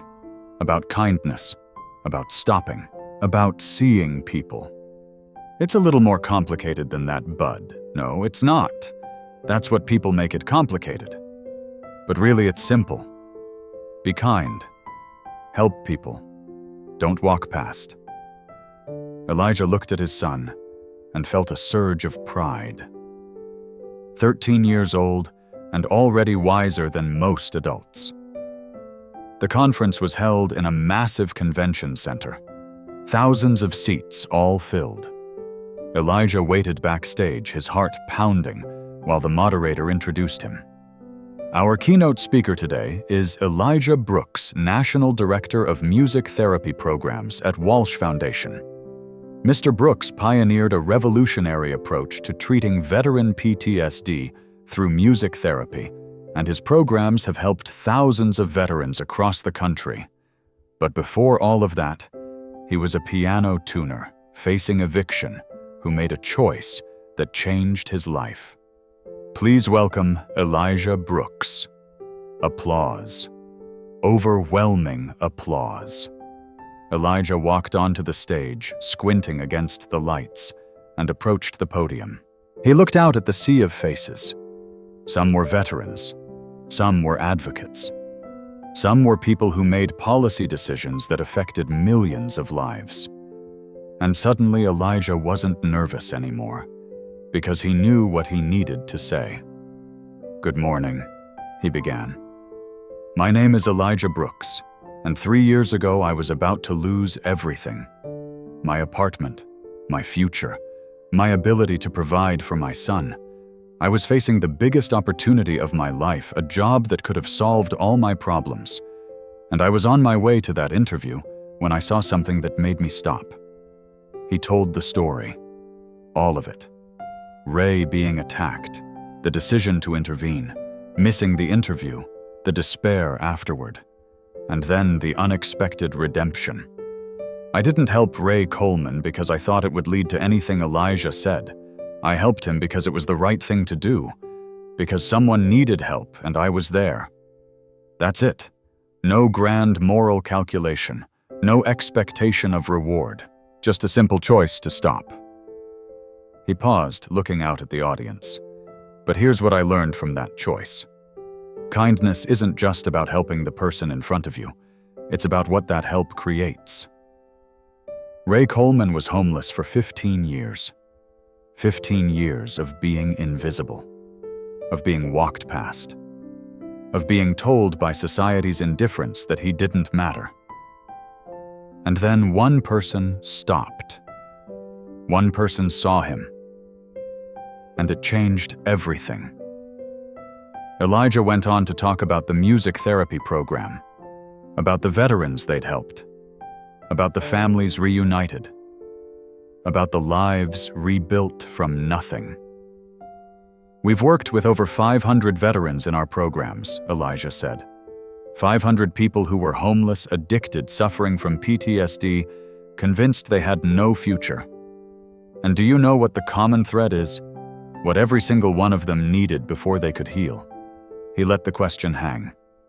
They needed someone to see them, to stop, to say, "You matter. Your life has value. You're not invisible." That's it. That's the foundation of all the therapy, all the music, all the programs. Someone has to see them first. He talked about the challenges, the veterans who couldn't be reached, the ones they'd lost to suicide or overdose, the systemic failures that created homelessness in the first place. Music therapy isn't a magic solution, Elijah said. It's a tool, a powerful one, but still just a tool. What makes it work is the human connection underneath it, the relationship between therapist and patient, the community we build, the message we send that says, "You're not alone, you're not forgotten, you're not invisible." As he spoke, Elijah saw people in the audience wiping their eyes. He saw veterans nodding. He saw policymakers taking notes. "I'm standing here today because someone gave me a chance," Elijah continued. Catherine Walsh saw something in me. Not credentials or experience, but character, potential, the capacity to care. And she invested in that. She believed that someone who would sacrifice their own future for a stranger might be someone worth trusting with an important mission. He looked directly at the audience. Every veteran in America deserves that same investment. They deserve programs that see them as human beings, not statistics. They deserve communities that stop, that help, that care. And they deserve a country that honors their service, not just with words, but with action. Elijah concluded his speech with a challenge. I want you to think about the last time you walked past someone in need. Not because you're a bad person, but because you were busy. Because you had somewhere to be. Because helping would have been inconvenient. We've all done it. I did it 1,000 times before I stopped for Ray Coleman. But what if we didn't? What if we all stopped?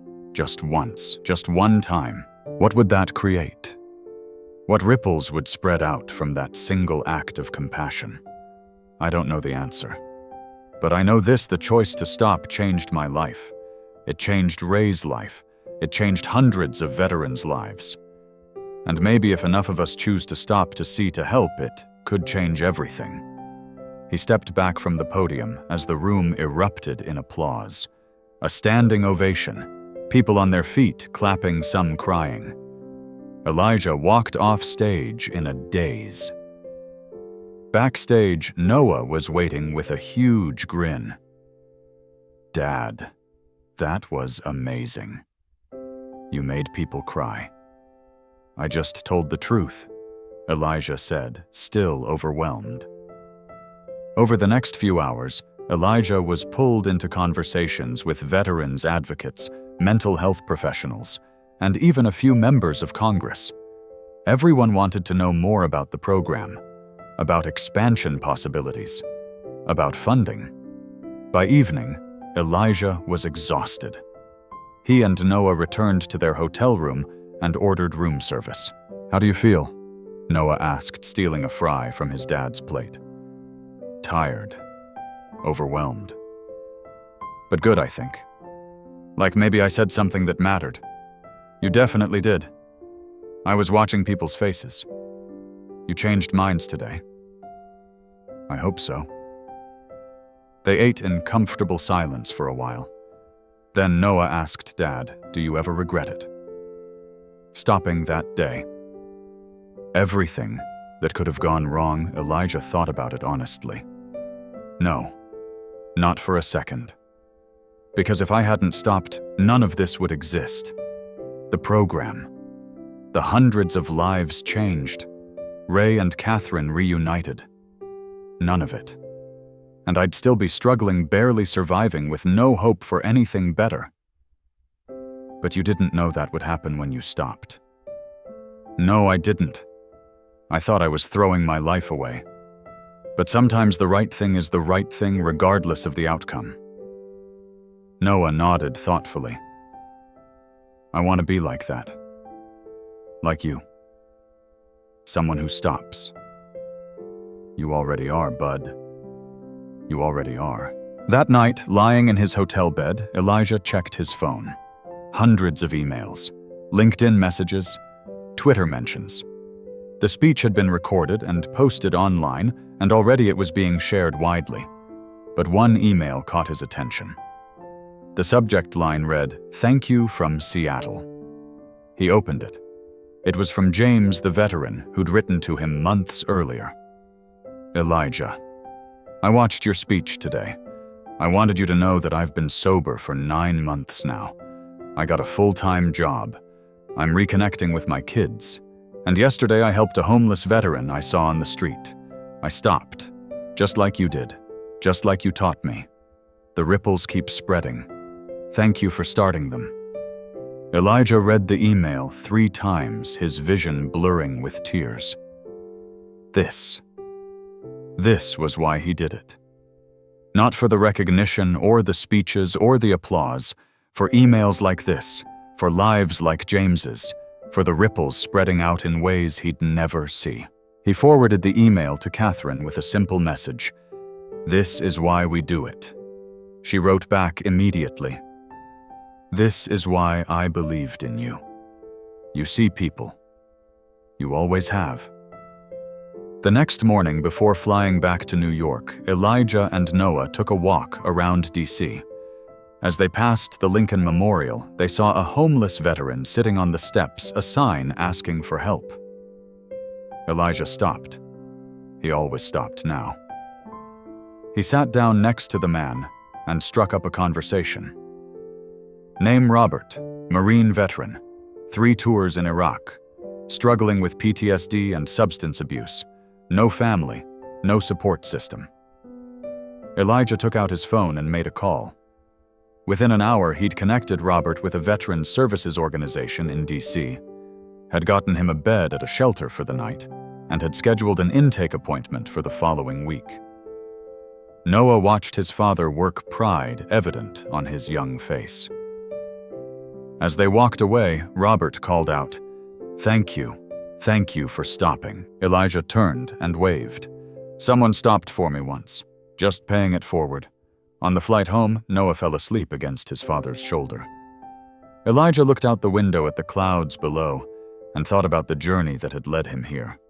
From piano prodigy to piano tuner, from grieving widower to struggling single father, from facing eviction to running a national program, from walking past to stopping. It had all come down to one choice, one moment. One decision to help a stranger even when it cost him everything. And that choice had given him everything back, multiplied 100 times over. The speech in D.C. changed things.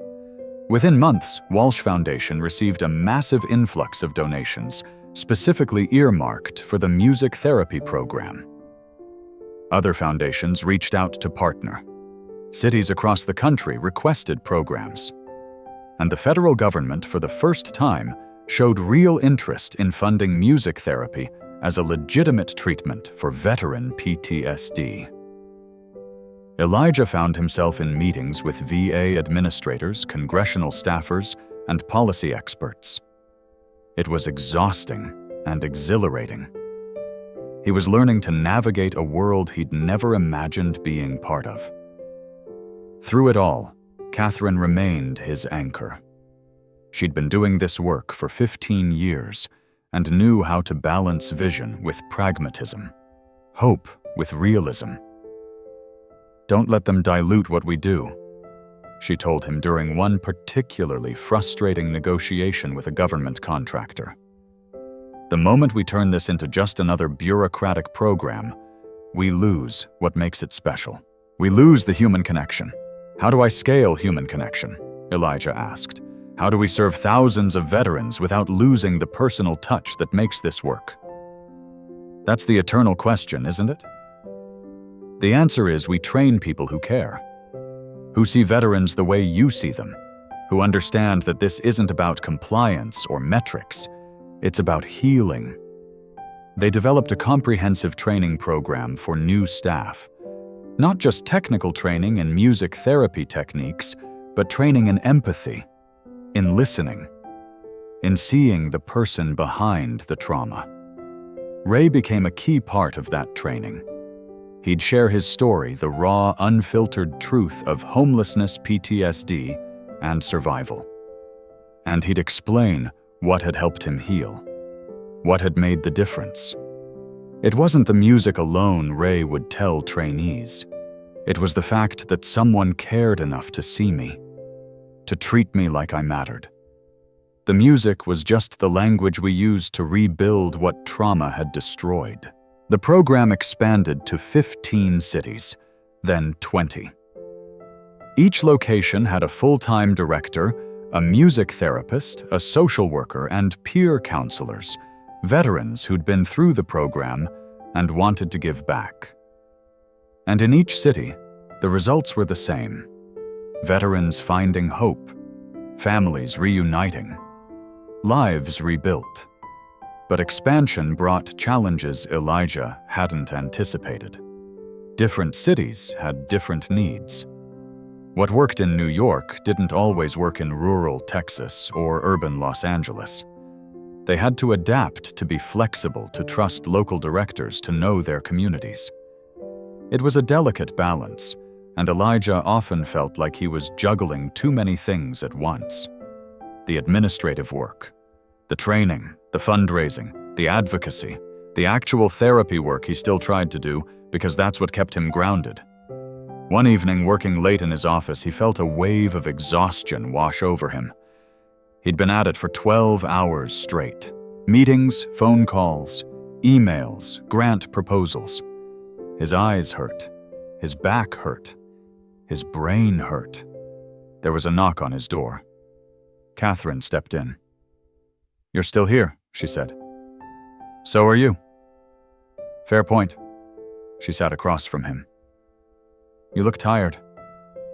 "I am tired. There's so much to do. So many people who need help. And sometimes I feel like no matter how hard we work, we're barely making a dent. You know that's not true. You've helped thousands of veterans, but there are hundreds of thousands more, maybe millions, and we can't reach them all." Catherine leaned forward. "Elijah, you can't save everyone. I learned that the hard way. You do what you can. You help who you can. And you trust that your work will inspire others to do the same. That's how real change happens. Not one person saving the world, but millions of people each doing their small part. I just want to do more." "I know, but you're one person. You have limits. And if you burn yourself out, you can't help anyone." Elijah rubbed his face. "How do you do it? How have you been at this for 15 years without burning out? Who says I haven't burned out?" Catherine smiled sadly. "I've burned out a dozen times. I've questioned everything. I've wanted to quit. But then I remember why I started. I remember my father on those streets. I remember the veterans we've helped. And I remember that this work matters even when it's hard, especially when it's hard. Does it get easier? No. But you get stronger. You learn to pace yourself, to delegate, to trust others. And you learn to celebrate the small victories because they're the ones that keep you going." After Catherine left, Elijah sat at his piano. He'd kept one in his office specifically for moments like this when the work threatened to overwhelm him. He played quietly, letting the music ease the tension in his shoulders, the weight on his chest. And he thought about what Catherine had said. Small victories, individual lives changed. His phone buzzed. A text from Noah. "Don't forget dinner with Grandma Chen tomorrow. She's making your favorite." Elijah smiled. Mrs. Chen, their old neighbor, had become like family. She'd moved to a better apartment in their new neighborhood and still taught piano to kids, though now she could afford better instruments thanks to a donation from Walsh Foundation. He texted back, "Wouldn't miss it. Love you. Love you too, Dad. Come home soon." Elijah looked at the pile of work on his desk. The grant proposals that needed reviewing, the budget reports, the strategic plans. It would all still be there tomorrow. He shut down his computer, packed his bag, and went home. The subway ride gave him time to decompress, to remember that he wasn't just the national director of music therapy programs. He was also a father, a friend, a person who needed rest and connection and moments of joy. When he got home, Noah was at the kitchen table doing homework. The apartment smelled like the spaghetti Noah had attempted to make for dinner. "How was work?" Noah asked. "Long." "How was school? Boring.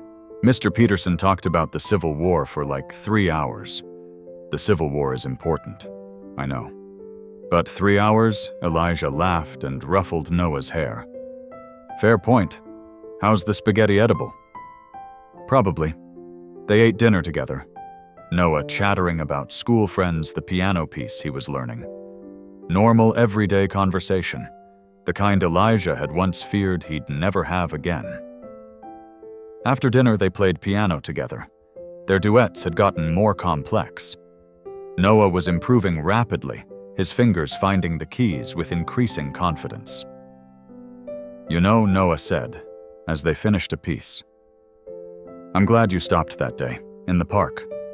I know it was scary, but I'm glad you did." "Me too, bud. Me too. Do you think about it a lot?" "That day, every day. Not always in big ways, but it's always there, reminding me what matters. What matters, people. Connection. Seeing each other. Not just walking past." Noah nodded seriously. "I try to do that too, at school, when I see someone alone or being picked on. I stop. I talk to them. Sometimes they don't want to talk, but sometimes they do. And maybe it helps." Elijah's heart swelled with pride. "You're a good kid, Noah. Better than I was at your age. You were a good kid, too. You just needed someone to see it, like you saw that man in the park." Later that night, after Noah had gone to bed, Elijah stood at his window looking out at the city. Somewhere out there, veterans were struggling, homeless, alone, fighting battles no one could see. But somewhere out there in 15 cities across America, Walsh Foundation centers were preparing for tomorrow. Staff were planning sessions. Peer counselors were reaching out to new participants. Musicians were tuning instruments. And tomorrow, dozens of veterans would walk through those doors, some for the first time, some returning for ongoing therapy, all of them hoping for help, for healing, for someone to see them. Elijah couldn't save them all. Catherine was right about that. But he could help some, and those some would help others, and the ripples would keep spreading. That was enough. It had to be enough. 3 years and 4 months after that day in Central Park, Walsh Foundation announced a benefit concert at Carnegie Hall. All proceeds would go to expanding the music therapy program to rural areas where veteran homelessness was high, but services were scarce. Catherine asked Elijah to perform. "Absolutely not," was his immediate response. "Why not?" "Because I'm not a performer. I'm a therapist, a program director. I haven't performed in public in over a decade. That's not true. You play at the centers all the time. That's different. That's therapy. This is Carnegie Hall." So everything. "That's the most prestigious concert hall in the world. That's where the greats perform. I'm just a piano tuner who got lucky." Catherine fixed him with a look. "Elijah Brooks, you are many things, but just a piano tuner who got lucky is not one of them.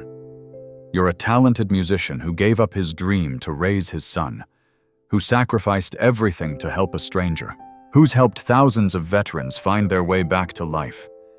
And now I'm asking you to use your gift to help even more. I'll freeze. I'll forget the music. You'll be brilliant, because you always are when it matters." Elijah wanted to say no. He wanted to refuse. But he knew Catherine was right. This benefit could raise millions, could help veterans in areas that desperately needed services. "What would I play?" he asked finally. "Whatever speaks to you." The concert was scheduled for a Saturday evening in November, 4 months away. Elijah had 4 months to prepare, to practice, to remember how to perform for an audience instead of just for himself or for therapy sessions. He started slowly. Scales, technical exercises, rebuilding muscle memory. Then he moved to pieces: Chopin, Rachmaninoff, Debussy. Music he'd once known by heart, but had locked away with his grief. Noah would sit and listen while Elijah practiced, sometimes offering encouragement, sometimes just being present. "You sound amazing, Dad," Noah said one evening. "I'm rusty. You're human. That's better than perfect." The weeks passed. Elijah's practicing intensified. 2 hours a day became 3, then 4. He was obsessed, driven by the same perfectionism that had made him a prodigy years ago. But something was missing. The music was technically perfect, but it felt hollow, like he was playing notes instead of telling a story. 2 weeks before the concert, Catherine listened to him practice and said, "It's beautiful, but it's not you." "What do you mean you're playing to prove something? To show you still can?" But that's not why music matters. Music matters because it connects us. It tells our stories. It heals. What story are you telling? Elijah sat at the piano staring at the keys. "I don't know." "Yes, you do. You've been telling it for 3 years. With your work. With your life. You just need to put it into music." That night, Elijah didn't practice the pieces he'd prepared. Instead, he just played. No plan. No structure. Just emotion translated into sound. He played about loss, about Sarah, about the years of grief and silence. He played about fear, about facing eviction, about being desperate and alone. He played about choice, about stopping, about Ray, about that moment in the park when everything changed. He played about hope, about redemption, about second chances, about healing, and he played about love, about Noah, about fatherhood, about the privilege of raising a good human. The music poured out of him raw and unpolished and completely honest. When he finished, his cheeks were wet with tears. Noah was standing in the doorway of the living room, also crying. That Noah said, "That's what you should play. That wasn't anything. Just improvisation. It was everything.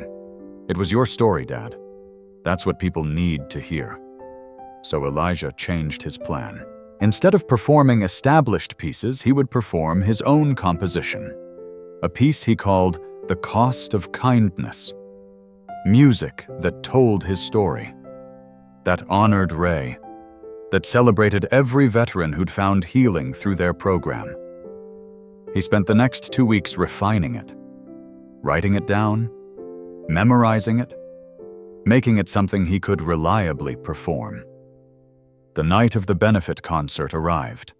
Carnegie Hall was sold out, 2,800 seats. Elijah stood backstage in a tuxedo, his hands shaking, his heart pounding so hard he thought it might burst from his chest. Noah was in the front row with Mrs. Chen and several of Elijah's colleagues from Walsh Foundation. Ray was there too, wearing a suit for the first time in years, sitting next to Catherine. The program included several performers, a string quartet, a soprano, a jazz ensemble, all donating their time for the benefit. Elijah was the finale. When his name was called, he walked onto that stage and the lights were blinding. He couldn't see the audience, but he could feel them. Thousands of people waiting, watching, expecting brilliance. He sat at the piano, a Steinway Model D, the same model as the one in Catherine's office, where he'd played his audition years ago. He adjusted the bench, placed his hands on the keys, and he thought about Sarah, about Noah, about Ray, about every veteran he'd worked with, every story he'd heard, every life he'd been privileged to touch. Then he played. The piece started quietly. A simple melody. Melancholic, but not despairing. It built slowly, adding layers, complexity, tension. The melody transformed, became urgent, chaotic, representing crisis and fear. Then it shifted. A new theme emerged. Gentle, hopeful. Two melodies intertwining, one representing struggle, one representing help. They danced around each other, sometimes in conflict, sometimes in harmony. The music swelled to a climax, not triumphant, but cathartic. A release, a resolution, the two melodies finally finding unity. And then it ended, quietly. The same simple melody from the beginning, but transformed. No longer melancholic, now peaceful, complete. Elijah lifted his hands from the keys and sat in silence. The audience was silent too. Then the applause started. Quiet at first, then building. Then everyone was on their feet. Standing ovation. The sound was overwhelming. Elijah stood and bowed, his vision blurred with tears. He looked at the front row and saw Noah crying, saw Ray with his hands clasped to his chest, saw Catherine with tears streaming down her face. He bowed again and walked off stage. Backstage, he was immediately surrounded. Congratulations. Praise. People wanting to shake his hand, to hug him, to tell him how moved they were. But Elijah pushed through the crowd, looking for the people who mattered. He found Noah first pulling his son into a tight hug. "I'm so proud of you, Dad," Noah whispered. "That was the most beautiful thing I've ever heard. Thank you for believing in me." Ray was next, his weathered face wet with tears. "That music, that was my story. Our story. All of us. That's exactly what it was meant to be." Catherine hugged him last. "That was extraordinary, Elijah. You didn't just play music, you created something that will change people. I've already had 3 donors approach me with major gifts. But more than that, you showed everyone in that room what this work is really about. The benefit raised $4.2 million, enough to launch programs in 10 rural areas, enough to help hundreds more veterans. But for Elijah, the real victory was simpler. He'd faced his fear. He'd returned to performing not as the person he was, but as the person he'd become. He'd told his story through music, and found that the story resonated. That night, back at their apartment, Elijah and Noah sat at their piano. Not to practice, not to perform, just to play together. Father and son sharing the joy of music. "Dad," Noah said, as they finished a simple duet, "do you regret giving up Juilliard? Giving up your career?" Elijah thought about it honestly. "No, because giving that up gave me something better. It gave me you. It gave me this life. It gave me the chance to help people in a way I never could have as a concert pianist. Sometimes what we think we want isn't what we actually need. Do you think Mom would be proud? I know she would be. Of both of us." They sat in comfortable silence, the piano keys still warm from their playing, and Elijah felt a completeness he'd never experienced before. Not happiness, exactly. Something deeper. Contentment. Peace. The sense that his life, despite all its detours and losses and unexpected turns, had led him exactly where he needed to be. 5 years after Elijah stopped in Central Park Walsh Foundation's music therapy program, operated in 42 cities across the United States. They'd served over 3,000 veterans with a success rate that exceeded anything similar programs had achieved. Success was measured not just in statistics, but in stories. Veterans who'd been homeless for years now living in stable housing. Families reunited after decades of estrangement. Men and women who'd lost hope finding reasons to keep going. Ray had become one of the program's most effective advocates.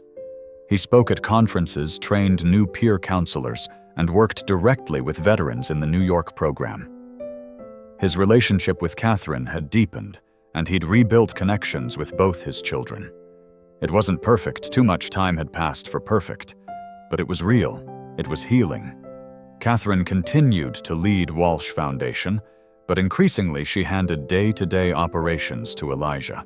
She was in her late 50s now, thinking about legacy, about succession, about what would happen to the foundation when she was gone.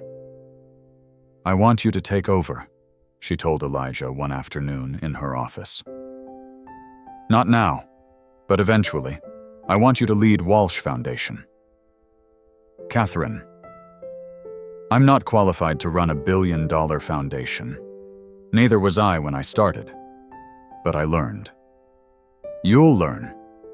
And more importantly, you have the one quality that can't be taught. You genuinely care about people.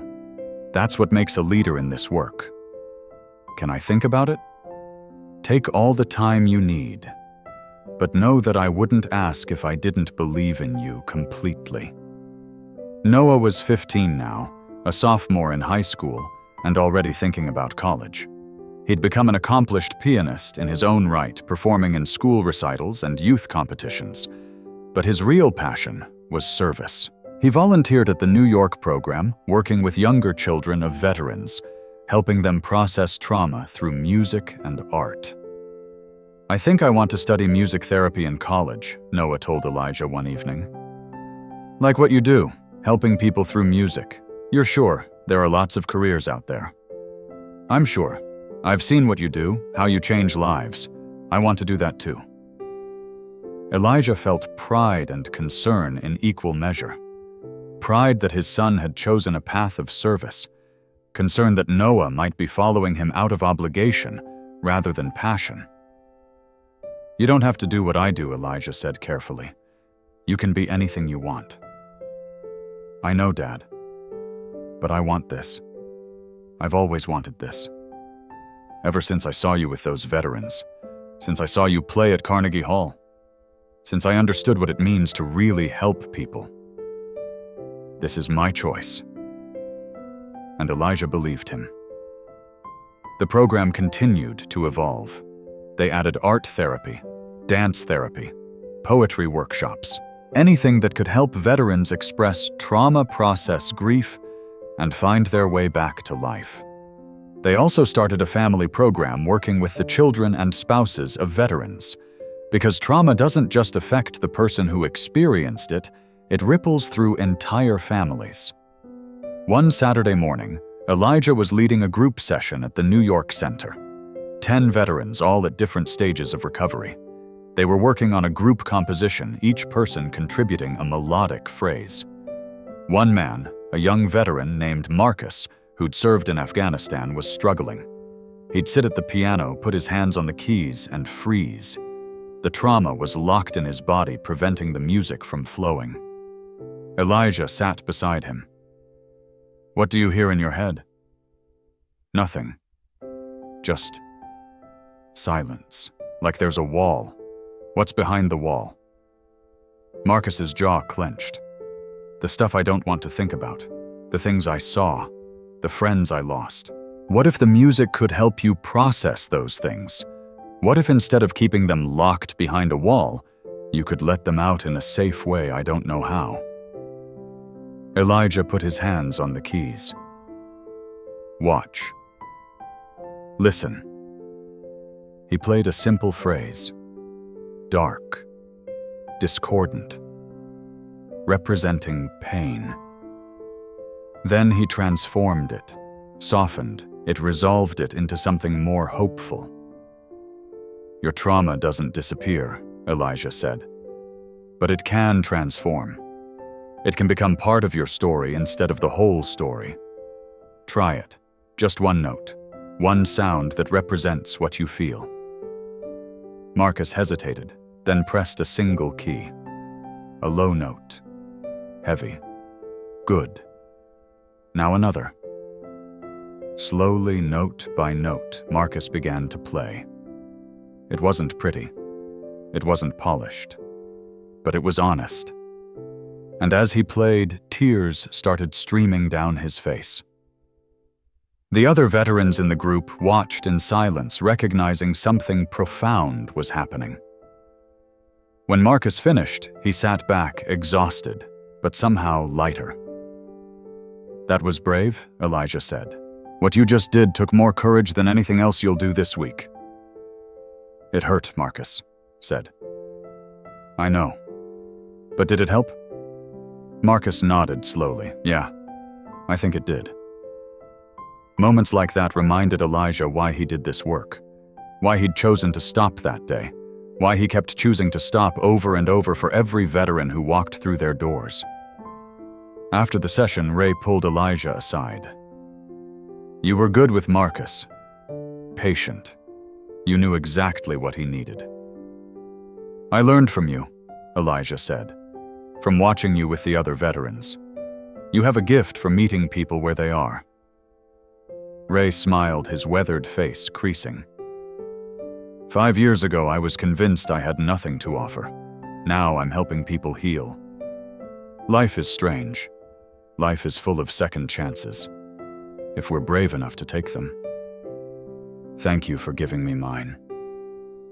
Thank you for giving me mine.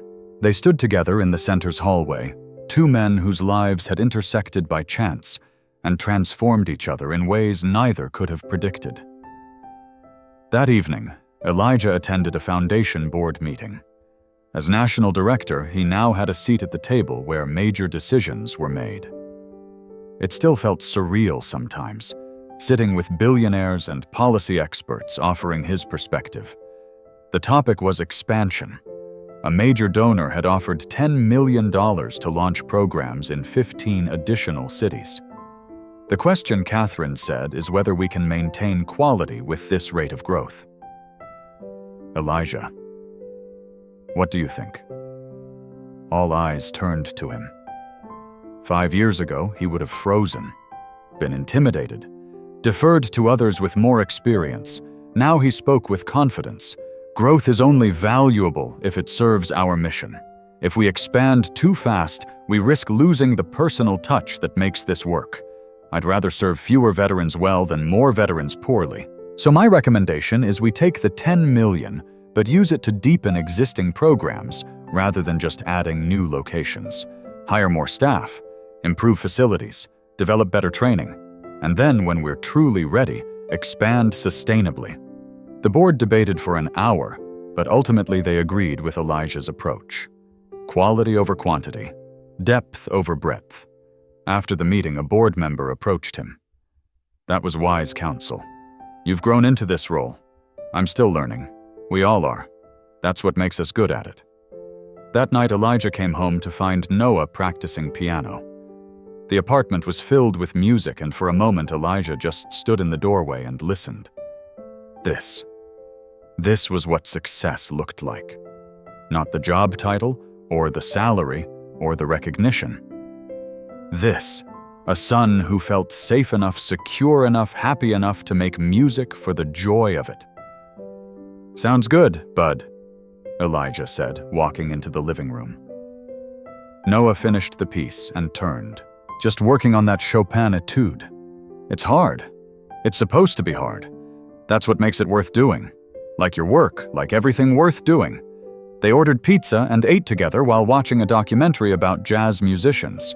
Normal, domestic, the kind of evening Elijah had once feared he'd never have. As they cleaned up, Noah said, "Dad, can I ask you something?" "Always. Do you ever wonder what would have happened if you hadn't stopped that day, if you'd kept walking?" Elijah thought about it. He'd asked himself the same question hundreds of times, sometimes. "I think about alternate timelines. In one timeline, I get to Carnegie Arts Center on time. Maybe I get the job. Maybe I don't. Either way, Ray gets hurt badly. Maybe he dies from his injuries. Catherine never reunites with her father. Our program never exists. Thousands of veterans never get help. That's a dark timeline." "Yeah, it is. But here's the thing, I would have been okay in that timeline. Maybe I'd have found other work. Eventually kept our apartment. Survived. But would I have been happy? Would I have been fulfilled? Would I have been the kind of person I want you to see?" "What do you mean?" "I mean, I made a choice to be someone who stops, who helps, who cares. And that choice didn't just save Ray or lead to this job. It saved me. It made me the father I want to be, the person I want to be. So no, I don't regret it, not even for a second. Noah hugged his father. I'm glad you're the kind of person who stops. I'm trying to be. Every day. Later, after Noah had gone to bed, Elijah sat at the piano. He played quietly, not wanting to wake anyone, just needing to feel the keys under his fingers. He thought about the past 5 years, the journey from desperation to redemption, the lives touched, the ripples spreading out in ways he'd never fully know. And he thought about tomorrow, about the veterans who would walk into their centers, about the music they'd make together, about the healing that would happen one note at a time. The work was hard. It would always be hard. But it was worth it. Every challenge, every setback, every moment of doubt. Because at the end of the day, he got to help people. He got to use music to heal trauma. He got to be part of something that mattered. And he got to show his son that kindness isn't weakness, that sacrifice isn't foolish, that stopping to help even when it costs you everything is exactly the kind of choice that makes life worth living. He played one final chord and let it fade into silence. Tomorrow would bring new challenges, new veterans, new stories. But tonight, in this moment, Elijah Brooks was exactly where he needed to be. 6 months later, Elijah received a letter. It came in a simple white envelope with no return address. Inside was a handwritten note. Dear Elijah, you don't know me, but I know your story. I saw the video of you stopping in Central Park. I heard your speech in D.C. And last week I stopped. I was driving home from work when I saw a homeless woman sitting in the rain. My first instinct was to keep driving, but then I remembered your story, so I stopped. I gave her my umbrella and bought her a hot meal. We talked for an hour. She told me about her life, her struggles, her hopes, and when I left, she said, "Thank you for seeing me." It was such a small thing, an umbrella and a sandwich, but it mattered to her, and it changed me. I realized I'd been walking past people for years, not because I'm a bad person, but because I was too busy, too focused on my own problems. Your story taught me to stop, to see, to care. So thank you. Thank you for helping that man. Thank you for sharing your story. Thank you for showing me that kindness costs nothing, but means everything. I'm going to keep stopping. And I'm going to teach my kids to stop. And maybe they'll teach their kids. And the ripples will keep spreading. Sincerely, a person who stopped. Elijah read the letter 3 times. Then he added it to his folder with all the others. Hundreds of letters now. From veterans, from families, from strangers who'd been inspired to be kinder, to help more, to stop when they saw someone in need. This was the real measure of success, not the programs or the budgets or the awards. This, individual people choosing to be better, choosing to care, choosing to stop. He walked to his office window and looked out over Manhattan. The city was beautiful from up here. All those lives, all those stories, all that possibility. Somewhere down there, someone was stopping to help. Someone was seeing another person and choosing to care. The ripples were spreading, and it had all started with one choice, one moment. One decision to prioritize compassion over convenience. Elijah thought about Ray, who was downstairs right now leading a peer counseling session. About Catherine, who'd turned her grief into a foundation that had helped thousands. About Noah, who was volunteering after school at the center, helping a young veteran's daughter with her homework. And he thought about Sarah, who he still missed every day, but who would be so proud of the life he'd built, the person he'd become, the son they'd raised together. "I did it," he whispered to her memory. "I found my way back. And I'm helping others find theirs." His phone buzzed, a text from a program director in Seattle. Just had a veteran play piano for the first time in 10 years. He cried. We all cried. This work matters. Thank you for starting it. Elijah smiled and typed back, "Thank you for continuing it. The work is never done, but it's always worth doing." He pocketed his phone and returned to his desk. There was a grant proposal to review, a training session to plan, a dozen emails to answer. But first he sat at his office piano and played. Just a few minutes. Just enough to remind himself why he did this work. The music filled his office, and Elijah Brooks, former piano prodigy, turned piano tuner, turned National Director of Music Therapy Programs, felt something he'd spent years searching for. Purpose. Peace. The absolute certainty that his life mattered, that his choice to stop had created something beautiful, something lasting, something that would continue long after he was gone. The ripples kept spreading. And somewhere in New York City, someone else was making a choice. To stop. To help. To see another human being and recognize their worth. The work would never be finished. But it would always be worth doing. Because kindness costs nothing. But it means everything.